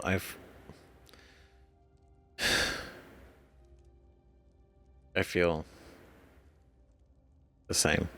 It's weird and it's not great without him. Honestly, I mean, perfectly honest, like the storyline with Sebastian, honestly, is the best part of this entire game. Like everything from like the stuff with Anne and all the triptych, basically everything since we met him. Right? It's just been so cool. And just going like through the restricted section together and him taking the fall and then teaching us, you know, Confringo, and it's just I feel bad. I feel bad. He did not deserve. He deserves to be punished. As okay, he's going to trial, which doesn't necessarily mean he's going to end up in Azkaban, right? But then again, they do say like using an unforgivable curse is a one-way ticket to Azkaban. So he's probably going to Azkaban. So I think while he did do this, it was his actions. We didn't stop him, and I feel partly responsible for sin. I mean, we turned him in, right? It was my decision. So it's like, it's both of our faults that he's going to Azkaban. So he did the action, then we turned him in for it, instead of covering it up. I never thought things would end this way. I hope we did the right thing. I hope so too. Were you able to tell Sebastian about Rookwood cursing Anne? I was. Black let me talk to Sebastian before he left. At first he wouldn't believe it. Then he realized it all made sense. Unfortunately, his anger only grew towards goblins and dark wizards. Anne was shocked too, but in some sense relieved to know the truth about who was responsible. I think it brought her some peace. I'm glad to hear it. She deserves peace. True. She does. Sebastian was my best friend. I can't imagine Hogwarts or anywhere without him. I know you two had grown close, that you were helping each other with more than just finding a cure for Anne. He never gave specifics, but I know it was important. He means a lot to us both. I hope we get the chance to tell him that one day. I know we had a bit of a rocky start, but you've proven yourself as a friend. I'm glad you came to Hogwarts. A sallow grave. Damn. Ugh. God, I feel like I fucked up. I feel like this is so much worse.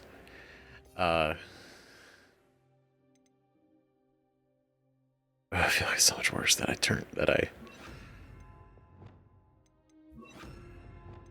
we turned him in.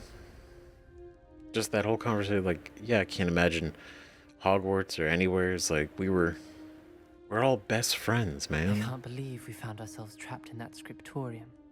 Never again. No. Just never gonna see Sebastian ever again. Probably. Was turning... It's like, yeah, was it the right thing to do? Probably, but it feels maybe... I don't know, because it's like crime. Do you cover up the crime just because he's your friend, right? Or you know it's like, oh, he's gonna get... Like, they're gonna... He's a teenager, and he's gonna get thrown in prison with, like, actual criminals and dark wizards and horrible, horrible things, right? And so it's like, does he deserve that? I don't think he deserves that. That's like fucking extreme. That is extreme.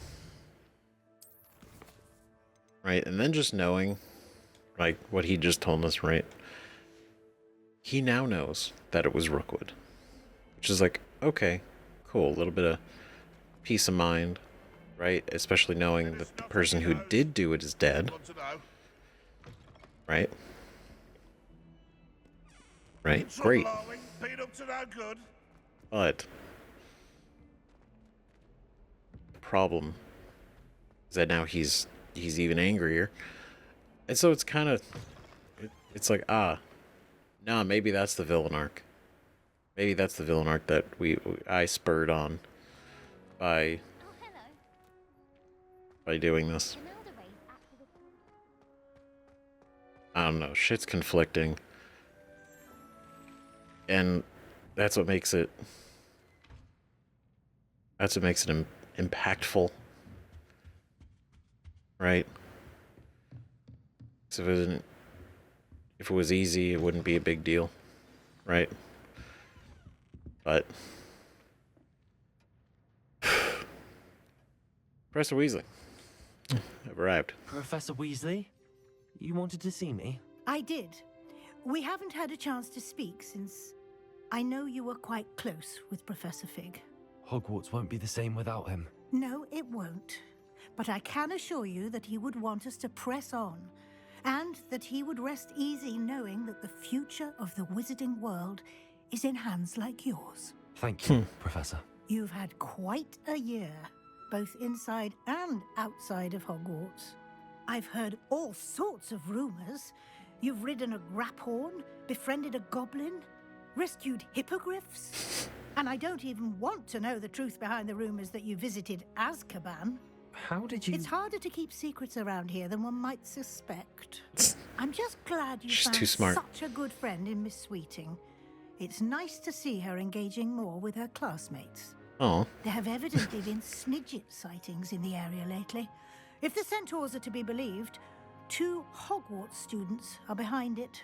I'm certain I don't know what... No need to discuss it further. What I would like to discuss is your wizard's field guide. May I see it? Of course.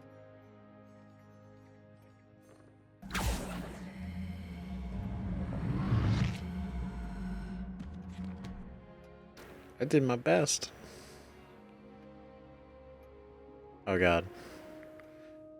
We got like an 83. Professor? I think you've been busy this year.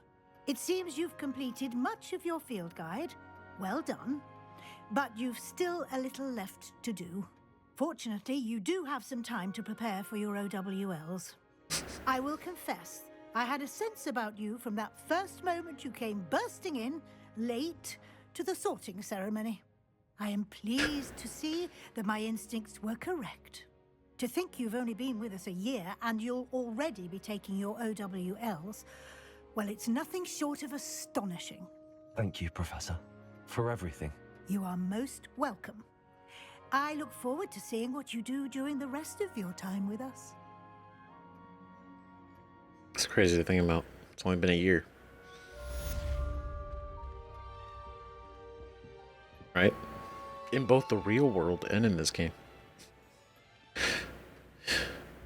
Or OW. Do we actually have to take the OWLs? Do we have to study? That feels like a lot of pressure. Ooh, what is...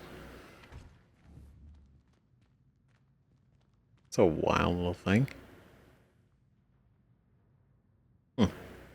Okay. What do we have now? The House Cup. Prepare for your OW. Complete your Wizard's Field Guide. Oh. Let's see, the House Cup. I should attend the end-of-year feast in the Great Hall.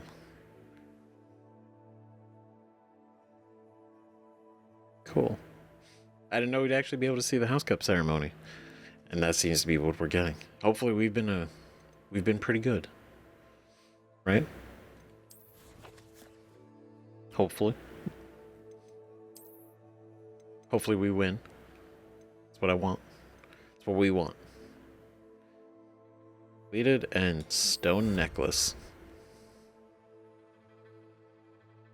Get the whole thing. For all the main story quests. We are 78%. So I assume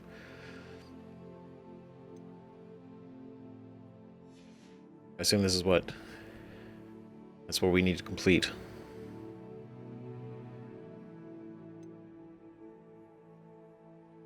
Like maybe...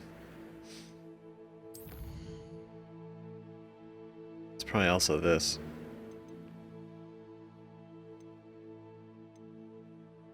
It's still good. It's like a little bit in all of them.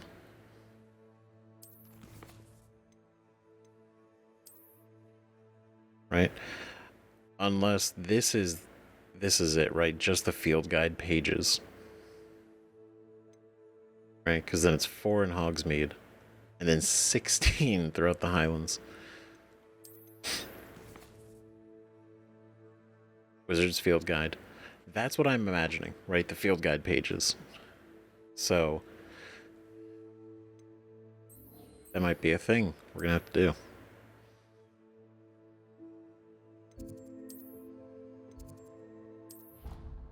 Let's go outside and walk in to the House Cup ceremony.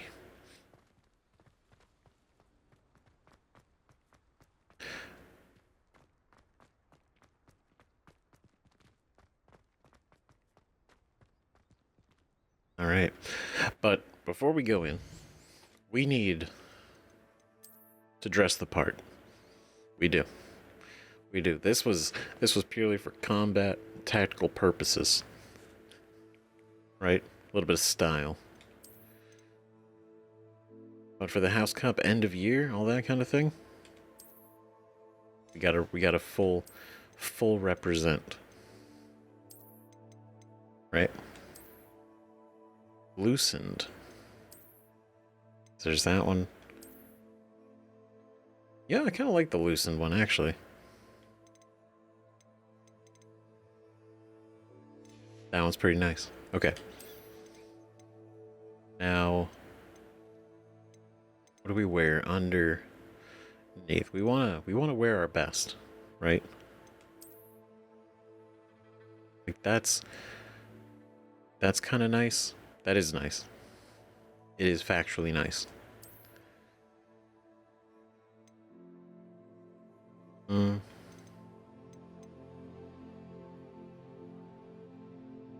I don't.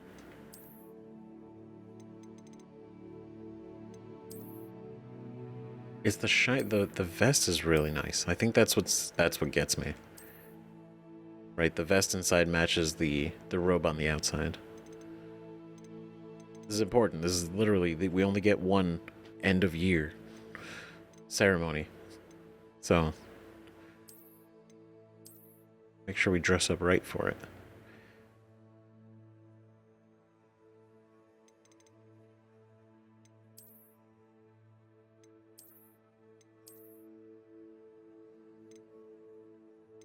think we could... I feel like we could do better. Like, that's kind of nice. I'll be real, this is the one that just kind of says to me, like, ah, yes, this really, it works. Like, the color scheme, it's all Hufflepuff. It's good. Now our gloves.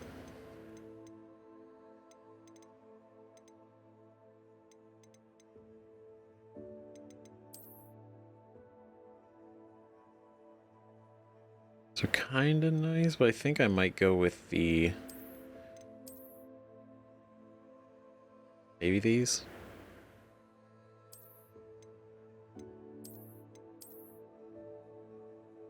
Actually, these are kind of nice. No hat. I think we're good. I think we're ready. I wish there was a scarf that kind of matched the embroidery of this a little bit better. But I think what we have is good. Okay. Okay. I think we are ready.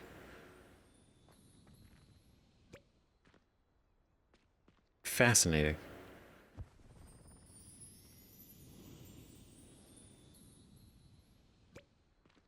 Well, that's certainly a surprise. Okay. With pride. Hufflepuff pride.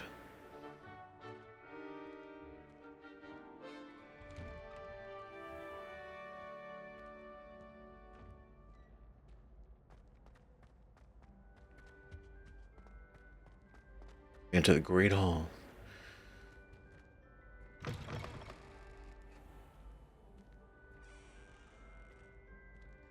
I don't know if the rest of you did good enough. I mean, I don't even know if we did that good. To be fair.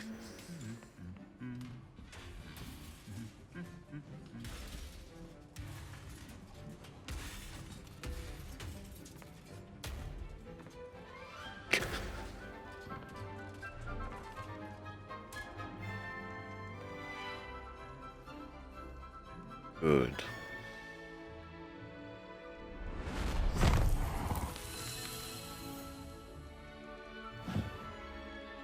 I have one of those.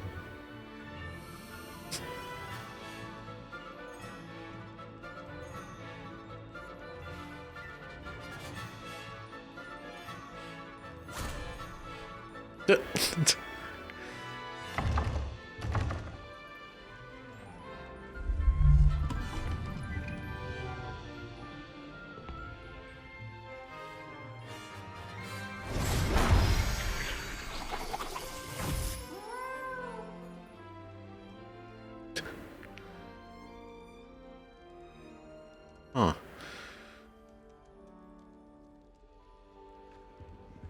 I bet he was next. Is he afraid of puffskeins?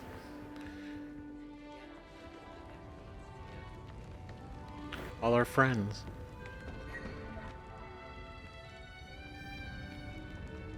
Cool.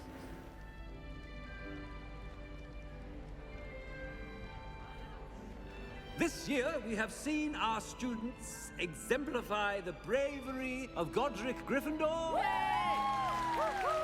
Allow me to finish.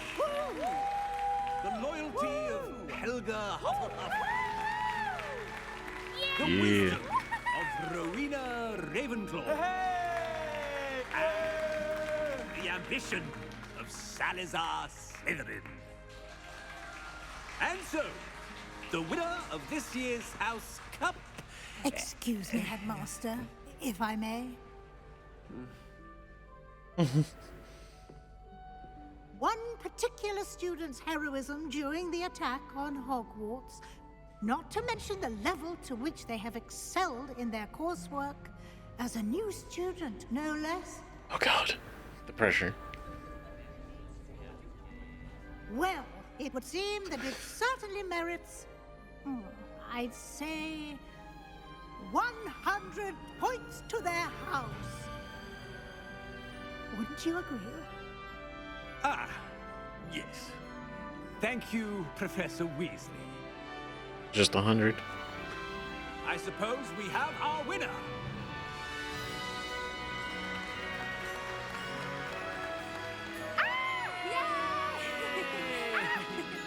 Yay, we did it.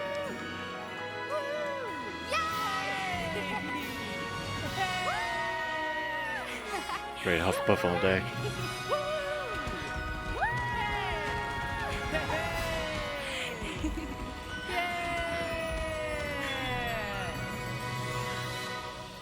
Hell yeah. We won the House Cup. Hell yeah. Oh, and that's the credits now. Oh, that's weird. Shit. I know we still have a few things to do, clearly, right? I don't really know what would happen after completing our field guide page, other than just field guide as a whole, right? Other than maybe it just being complete. But it's in the quest chain, so I imagine it's something? I don't know. But that would mean getting all of the field guide pages that we have missed across the whole game. Everywhere. Which probably wouldn't be that hard for me to just kind of like bounce around and get them all. But yeah. Son of a bitch. Like regardless if there's things to do still, right? Right? We did it. We finished the game. We finished the story. We won the House Cup. We're number one. Hufflepuff number one. Forever. We stopped Ranrok. We stopped Rookwood. We stopped the Poachers. We stopped Harlow. We unfortunately couldn't save Professor Fig. But honestly, if it wasn't for him, we wouldn't have gotten nearly as far as we did. Especially since the very beginning of the game. It's really all thanks to him. Right? And then all the teachers teaching us so many useful abilities. Useful spells. It's been great. The friends we made along the way. With Natty Poppy, Sebastian, Ominous.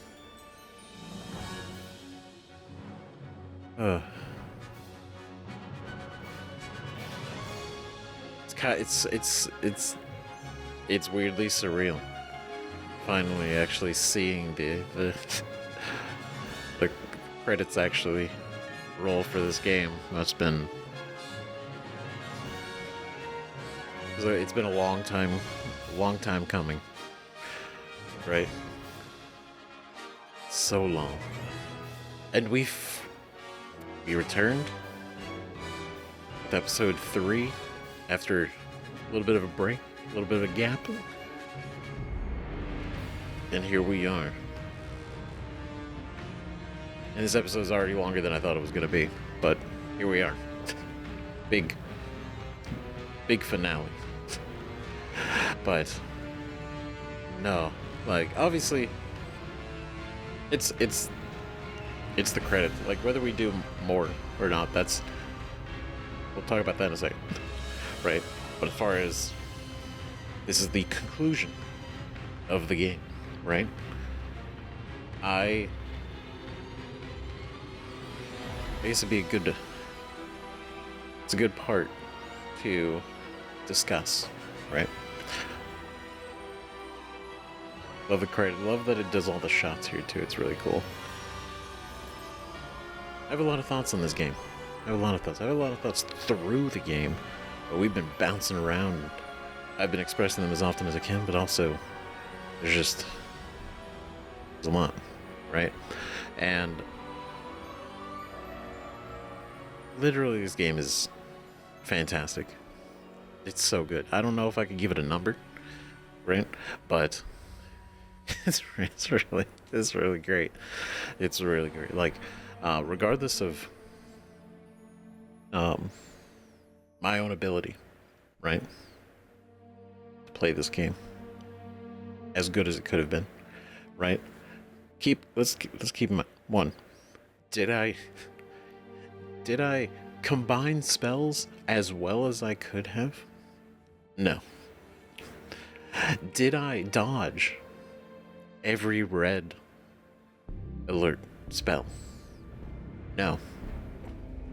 Did I Protego everything that I could?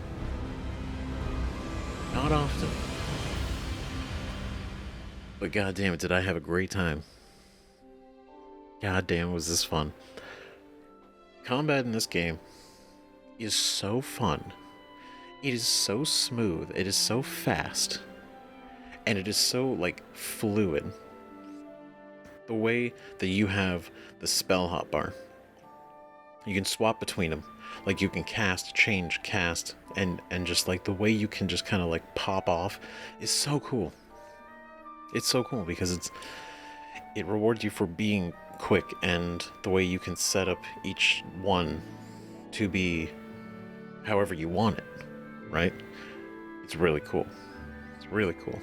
And it rewards you for, you know, being able to recognize how you can combine the spells, like using Levioso, then Accio, then hitting them with, like, Bombarda, right, to knock them back, and then use Accio to bring them back, something like that, you know, all these things, using Flipendo, and then Descendo, and just all the ways that you can use the spells, fantastic. Just first and foremost, I need to say, combat, 10 out of 10, great, super great. The fact that we can also use the unforgivable curses, wildly unexpected, and super rad. Super cool, right? I will say, it is,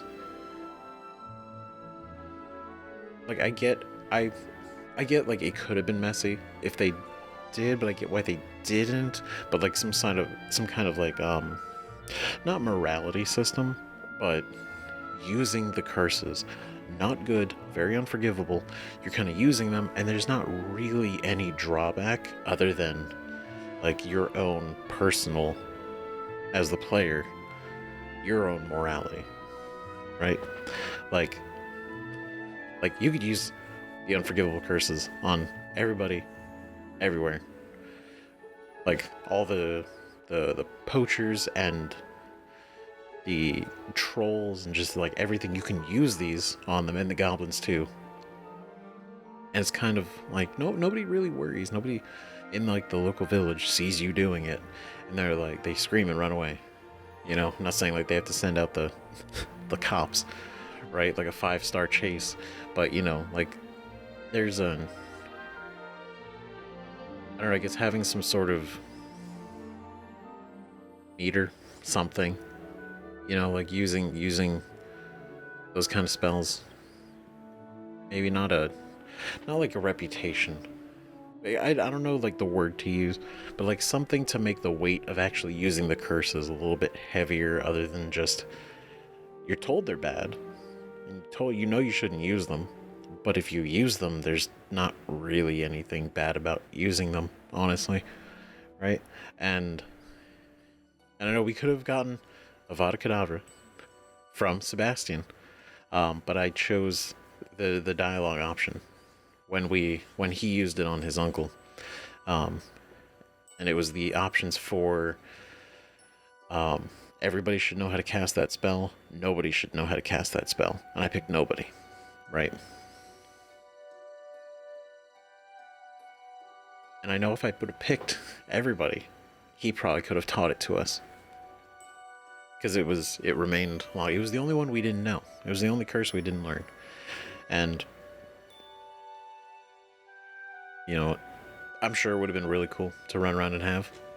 But anyway, that's the combat and smells, right? Character-wise, really cool. I wish, I honestly, the side character stories with like this is what I mean, like Sebastian's story was, I mean, to be fair, not that the main story was bad or uninteresting, but Sebastian's was like way, like top way cooler, right? I loved his story.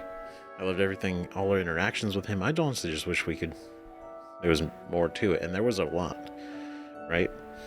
And I think it's cool that you do go around with, hang out with the other students too, like Poppy and Natty, and, they're all kind of, like, the villains we're dealing with in each of those, they're all kind of related, right? The poachers and the Ashwinders and the goblins, and, like, all this stuff, right? So it's all like at the end connected, right? And it's cool because you actually learn more about them. They're not just like, oh, it's another student, hey, let's go do this thing.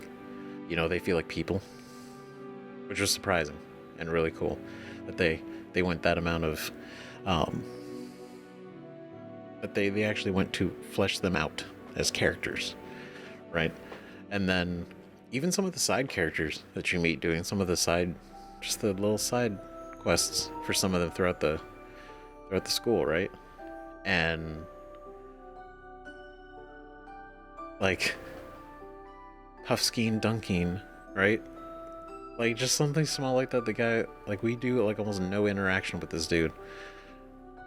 We interact with him like 2 or 3 times, like, total, right? And it's like, and he feels just like a living character in the world, right?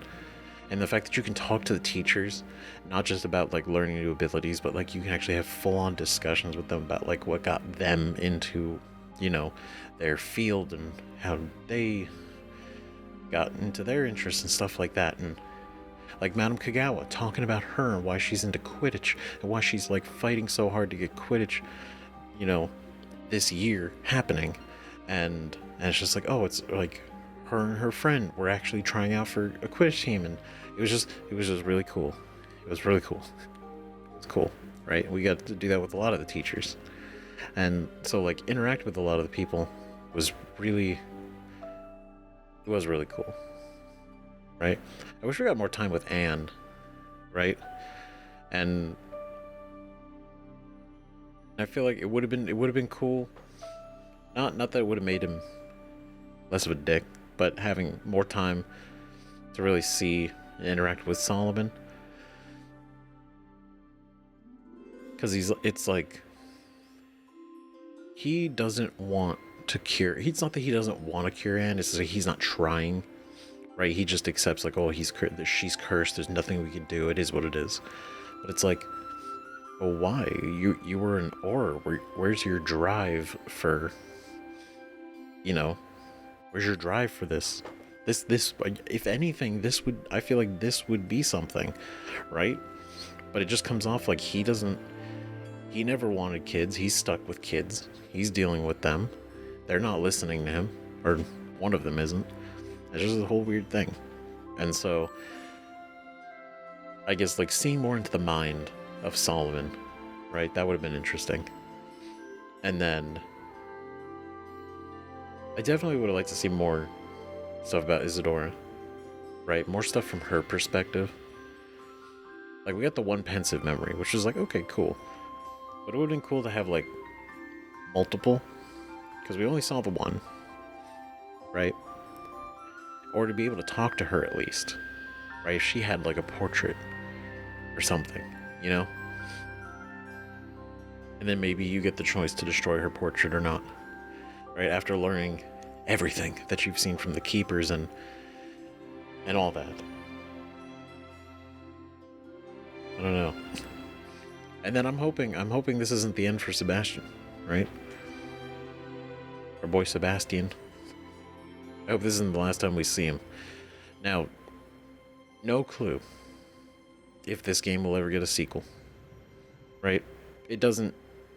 It unfortunately, due to a lot of the public sentiments of Warner Brothers, doesn't seem like that's something they're probably interested in, right? They're very much leaning to the live service direction, right? So, this game doesn't get a sequel. If it doesn't get a sequel, it is what it is, right? I'd rather it not get a sequel than get a terrible one,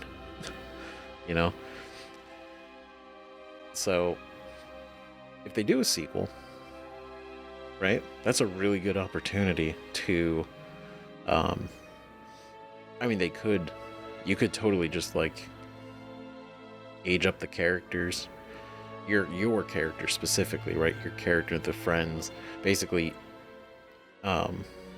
Sebastian, older, right?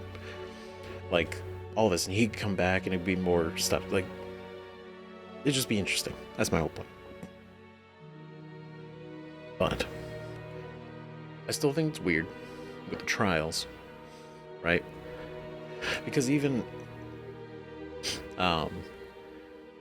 Rackham at the end there, he's like, so you now see the purpose of all this, right? The repositories, the secrets, the trials, and all this stuff is because it's basically you're gonna be the keeper now. You're gonna keep all this a secret. But I'm thinking,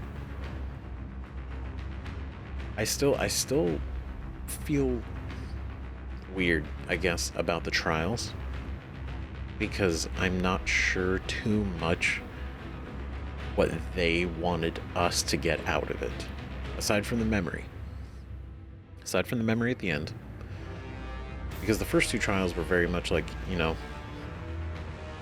going through these areas and then eventually fighting the massive guardians at the end and needing to use ancient magic to defeat them, right? And I don't really know if that was just like, okay, to teach, like, you have control over the magic, right? If you can't really control it, then maybe you don't deserve to, you know, flow in with the rest of it, like, to learn more about it. I don't know.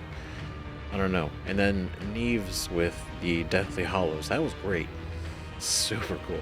Honestly, probably one of the coolest quests in the entire game, right? Being able to use the Elder Wand and the Invisibility Cloak, and then the whole discussion about, like, reversing death, you know.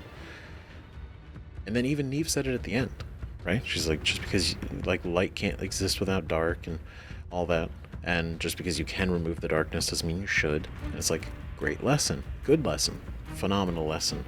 The other trials didn't seem to really teach a lesson. Not really. Right? And the last trial, I'm not even really sure what that was, other than it was cool. Like, it was super cool. Right? I just feel like the trials could have been more like testing, you know, what you're willing to do with this power. Where you're willing, how much do you want more of the power, right? Test the character of the person, right? Because at the end of the day, think about it. At the end, they tell us where the repository is. We can go down there. What if we did? What if we absorbed the power? Like, the keepers can't do anything. They're just portraits. They're not actually here. We could have taken it in, right? And I feel like nothing about the trials really set a bar for whether we would have done that or not, you know. And it's not really something they could gauge, other than the fact that we just succeeded at the trials, and they're like, oh yeah, this guy's, we can trust him, you know. But with Isidore's story, Isidore and Sebastian, both prime examples of, you know, the half the hell is paved with good intentions, but they are different. They're not exactly the same, because when Sebastian did the bad thing, he recognized it was a bad thing and was like, shit, I actually regret that. That was really, like, he's like, he not justifies it, but he's like, this is my reasoning. I was trying to protect you, my friend, and my sister, and from this guy who was trying to kill both of us, potentially, right? So he was more acting in defense of us than to completely trying to kill his uncle, right? But again, like he's explained, if we go by his own logic, you know, in order to use one of these curses, you have to mean it. So it's some part of him, when he cast Avada Kedavra, wanted wanted, meant, intended to kill his uncle, right? But I would argue it was definitely in defense of us, because he even says that too. He's like, you know, protective, right? And Solomon was kind of crazy, right? The difference between that and Isadora is the fact that Isadora, when confronted by the Keepers, like, hey, that's we've never done this with magic before. That's like uncharted territory. We don't know what this could really do. And she's like, it's fine.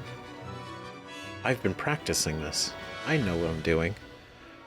And then they try to like shut it down, and then she keeps going. And then when all of the Keepers, even when she talked to Neve, right, pushed her away, and we're like, no, stop this. This is madness. No.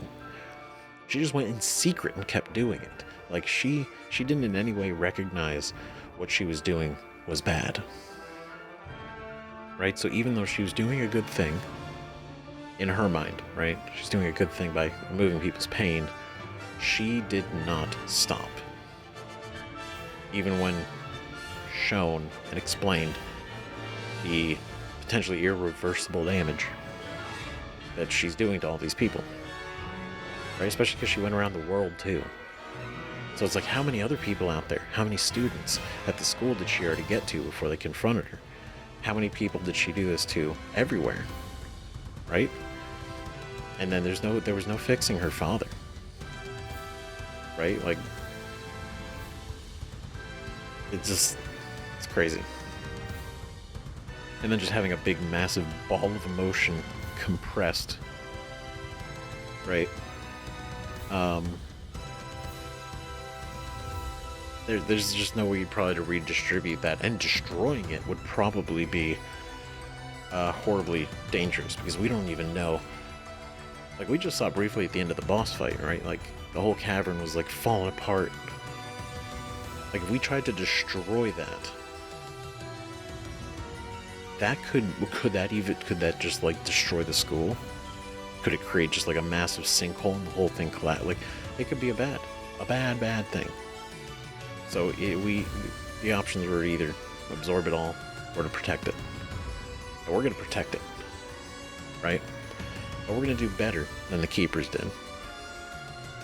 We are. We will. Right? And I hope we get it to...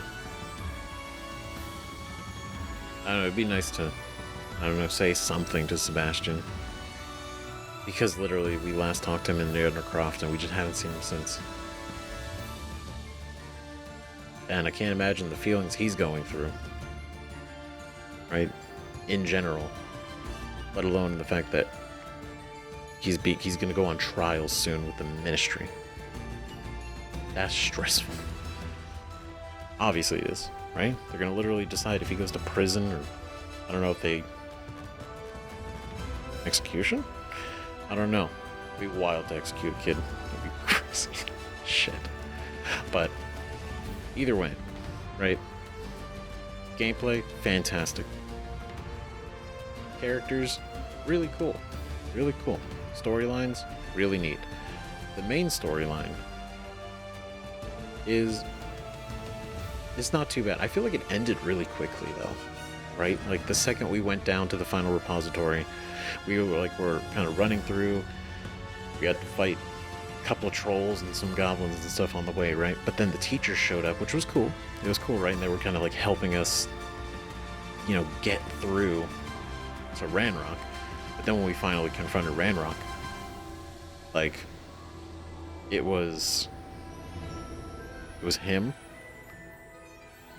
He broke the repository. He absorbed all of it.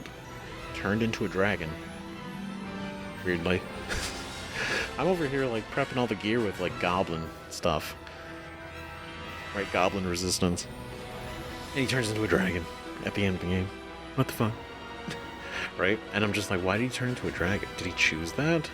Is that just the form that happened? Or like what? Right? And then there wasn't really a lot of talking. It did confirm that he killed Miriam, which was really sad. Twisted. Like, we figured right? But we didn't have that confirmation. The fact that he had her wand is like, shit, dude. He went out of his way to kill her. Sucks. Her and Fig are gone. But no, I feel like the boss fight was like fine. I feel like hitting the orbs, like similar to the Guardians, was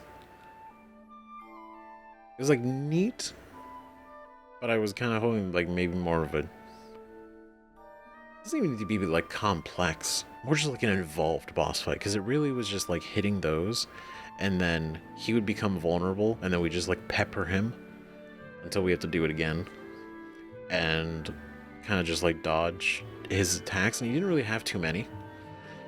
And I mean, maybe if we cranked up the difficulty, like maybe that would have changed, but like just mechanically, it was a very simple boss fight. It was like thematically, and like the location and everything, cinematic, very cool looking, right? But then literally, us taking him out, reforming the repository, and then Professor Fig unfortunately died, and then it was like, that was it, we're done, wrap it up. Like no sort of like leaving the chamber, like what does the map chamber look like at this point, right? Like what do the keepers have to say about any of this? Do they even have anything to say? Are they there? Did they shut down? Right? Are they still going to be hanging out in their portraits? Like what's going on with that? And then like, are we going to be able to seal up the room? Like, you know, what's going on? Like, I have a lot of questions. It just seemed like it wrapped up real fast. Real fast. And I feel the same kind of way about Isadora's story. Like, I understand. They confronted her down there. She clearly wasn't gonna stop. She even resisted. And then dude was like, Vada Kedavra, take her out. It was like, shit, I feel like that ended really quickly too. I feel like there was a lot of build up throughout like, all these memories, and then it's like, okay, what are we gonna learn? And I feel like I still have a lot of questions, you know, like questions about a lot of specifics, a lot of nuances. But all in time, and nothing we can't speculate about in the comments, right? Obviously. I want to hear all the thoughts.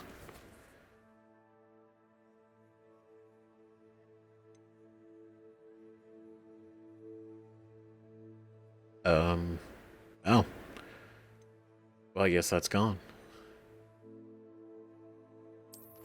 Damn. Shit. Can we not do the OWLs anymore?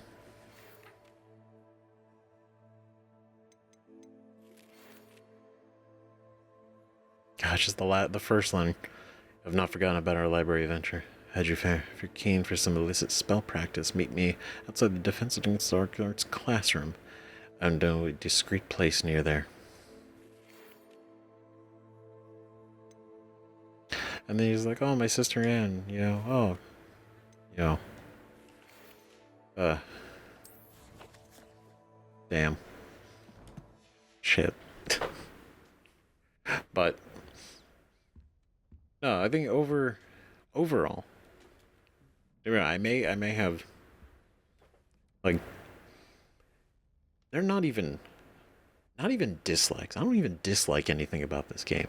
It's more just like, okay, I thought the ending kind of happened really quickly. Isadora's story wrapped up pretty fast, but I still love the shit out of this. Right? I do. I love this so much. And I got like, I could probably go on for another like hour and a half just talking about everything about this game. Right?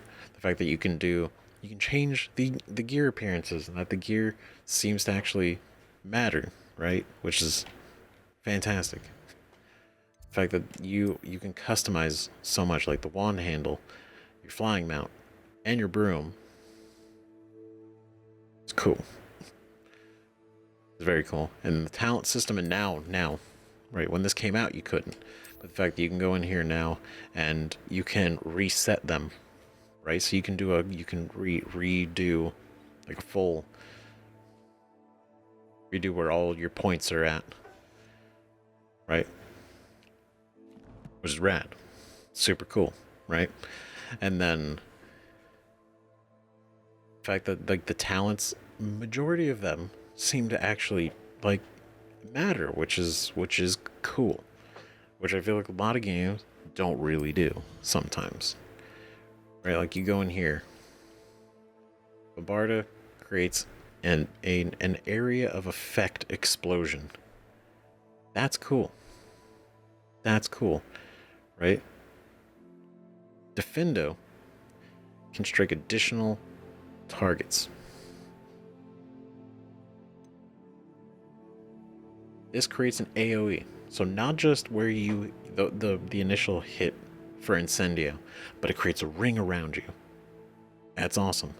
Right? These aren't like some talent systems in some games that are just like, oh, 2% fire damage. And you know, oh, your spells cool down, you know, 5% faster. Stuff like that. And you know, oh, while you're at 15% health or less, your spell damage goes up by 30%. You know, something like that.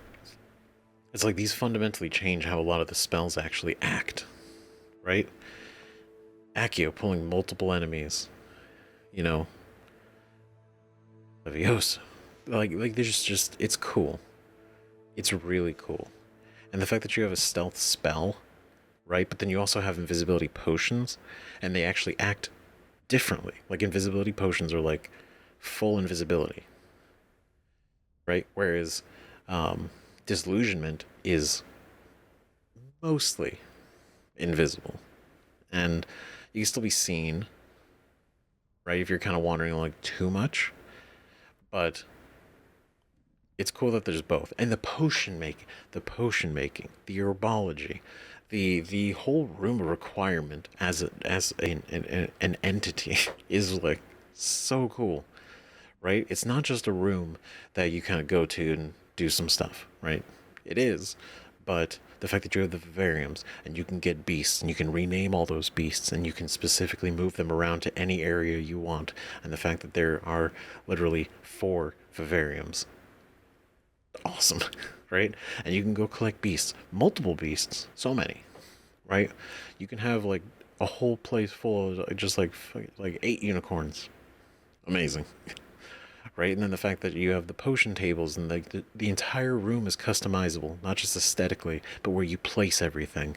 Like the walls can be completely like pulled off all the paintings and you can do new ones, and just it's honestly like one of the coolest things about the game is the room of requirement. And I love it. Every time I go in there, I just look around and I'm like, I did this. And the thing is, the fact that you can rearrange it at any time, and when you take away items, you get refunded the moonstone it took to create it. So you're not punished by placing something in the wrong spot. You don't put something in the corner, you're like, oh crap, now I'm out of moonstone, and if I take it back, I'm not gonna have enough to place it again, so now I just gotta sit there until I get more. And then there's an abundance of moonstone. Like literally, you go out in the world, it's everywhere. It's cool because it doesn't feel like you're having to like fight to be able to like really utilize the room so much, and I think that's great. I think that's really cool because they didn't have to do that. I would have expected them not to. But they did. They just made it real easy and real fun. And the fact that everybody's room is different, I think is really cool. You know, like no 2 players room requirement looks even close to the same, right? That's cool. It's very cool. Man. And on top of that, the fact that you have all these, you know, the common rooms, and the fact that they're they're so thematically different, and they work, right? And they feel fitting for whichever house you're a part of. Like, I didn't know what the Hufflepuff would ever look like in here. The Hufflepuff common room. And this is cooler than I would have imagined. Like, this is great. And I said it too when we first saw it. It's very Hobbit hole, right? Very just like comfy. It's cool. Right? And the fact that you can find the common rooms for everyone around the castle naturally. It's not like they're invisible. Right? Because we saw the Ravenclaw one. Right? And then the Slytherin one's all the way down in the dungeons, and then Gryffindor is over in the tower. It's cool. It's cool. And the fact that apparently, right, we talked about this back then, right? The Azkaban visit for us. That was a Hufflepuff exclusive. Don't know Like where we'd all like be the without you. Hufflepuff. But like us being a Hufflepuff is because we had the guy in this portrait was Hufflepuff, and this only exists in the Hufflepuff room, right? And that led us to the whole quest chain that took us to Azkaban, right? And so the other 3 houses have a different quest for that area, for that part, right? So while we go to Azkaban, Slytherin does something different, Gryffindor and Ravenclaw, and that's really cool, right? It's super cool. It's super cool. I do. I think I do love so much about this game. I really do. And it's great. It really is. I have no idea what to do now other than go around and do some other stuff that we're missing or that we haven't done yet. Right? But we've done so much. The House Cup. This evening, I went to the Great Hall to attend the end-of-year feast. Although I'm still reeling from the events that took place beneath Hogwarts, I wanted to be around my friends. The headmaster gave a short speech about the virtues of each house, and after some last-minute awards points to me, Professor Weasley's suggestion, my house won the House Cup. All my friends were there, cheering me on. It was a night to remember. Hogwarts is my home. That's nice. It's real nice. Our first one, the path to Hogwarts.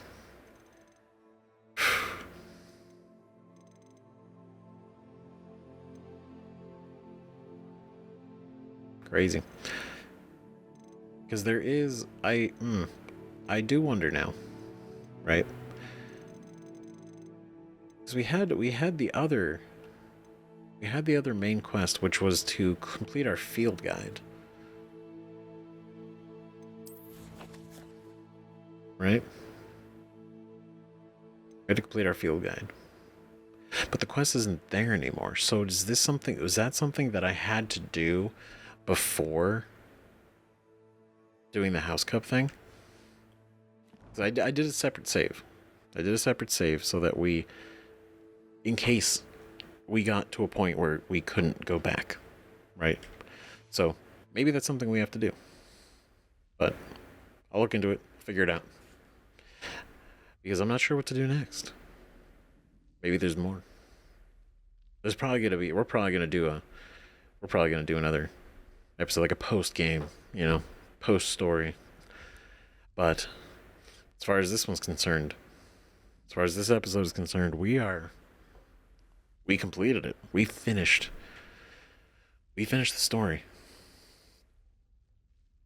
Though I imagine I'm gonna discover pretty quickly, if not through you guys, but through my own looking, there's gonna be other stuff.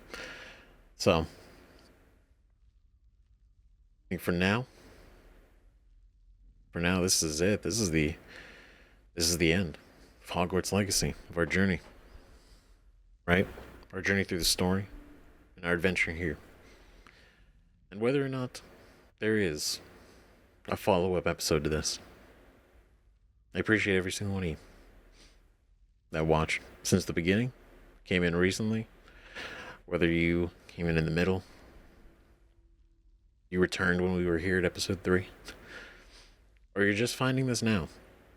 Either way, I really appreciate it, because this has been a great time. This has been a good run, right? And I hope it's been fun for everyone, because I've been having a great time, like really taking it all in, and just the amount of depth that they put into this game and this world and everywhere is great. It really is. It really is. And I say it a lot, but I mean it. Thanks for watching. You know, it's cool. It's cool every time playing these games, right? Some of these games, a lot of these games, right? It's never about numbers. It's about the joy. It's about the enjoyment. It's about the ride, you know? And it's cool. It's cool that we all get to, you know, chatting about, talking about, going through it at the same time. I think that's really awesome. And there are going to be more games like that, right? I can't wait. Because what's next? Well, we'll find out. It could be anything. So let me know. What did you think about all this? The events of not just this, but the game as a whole. The story with Isadora, Sebastian, the Keepers, the world, Ranrok, the boss fights, the final boss. This whole thing. Not taking the repository or taking the repository's power. Curious, right? The fate of Sebastian. Just kind of everything around that, and all things before, after, and in between. Right? This whole game. It's been time. It's been a ride. And yeah, like I said, regardless if there's another episode or not, I imagine there will be. Figure out what to do, or if I have to go back, right? Either way, I had a blast. I hope you guys had a good time too. I know I keep saying it, but I mean it. You know, like I know it took a while for a lot of these episodes to come out more consistently. You know, and then finishing Mass Effect 2, I was able to like really put more time into focusing on Hogwarts Legacy because it was important, right? Especially because I returned to it and I was like, no, we're going to finish it. It's the right thing to do. And I want to finish it. Not just for me, but for all of you, right? And I want to do it great. Give it a genuine go. So, yeah. I know what you guys all think about this. There's a lot. It's a lot of thoughts. You've heard my thoughts. I'm going to probably have more. But let me know. And whatever the next video is, hope to see you then. It's another game or something different. So, bye-bye.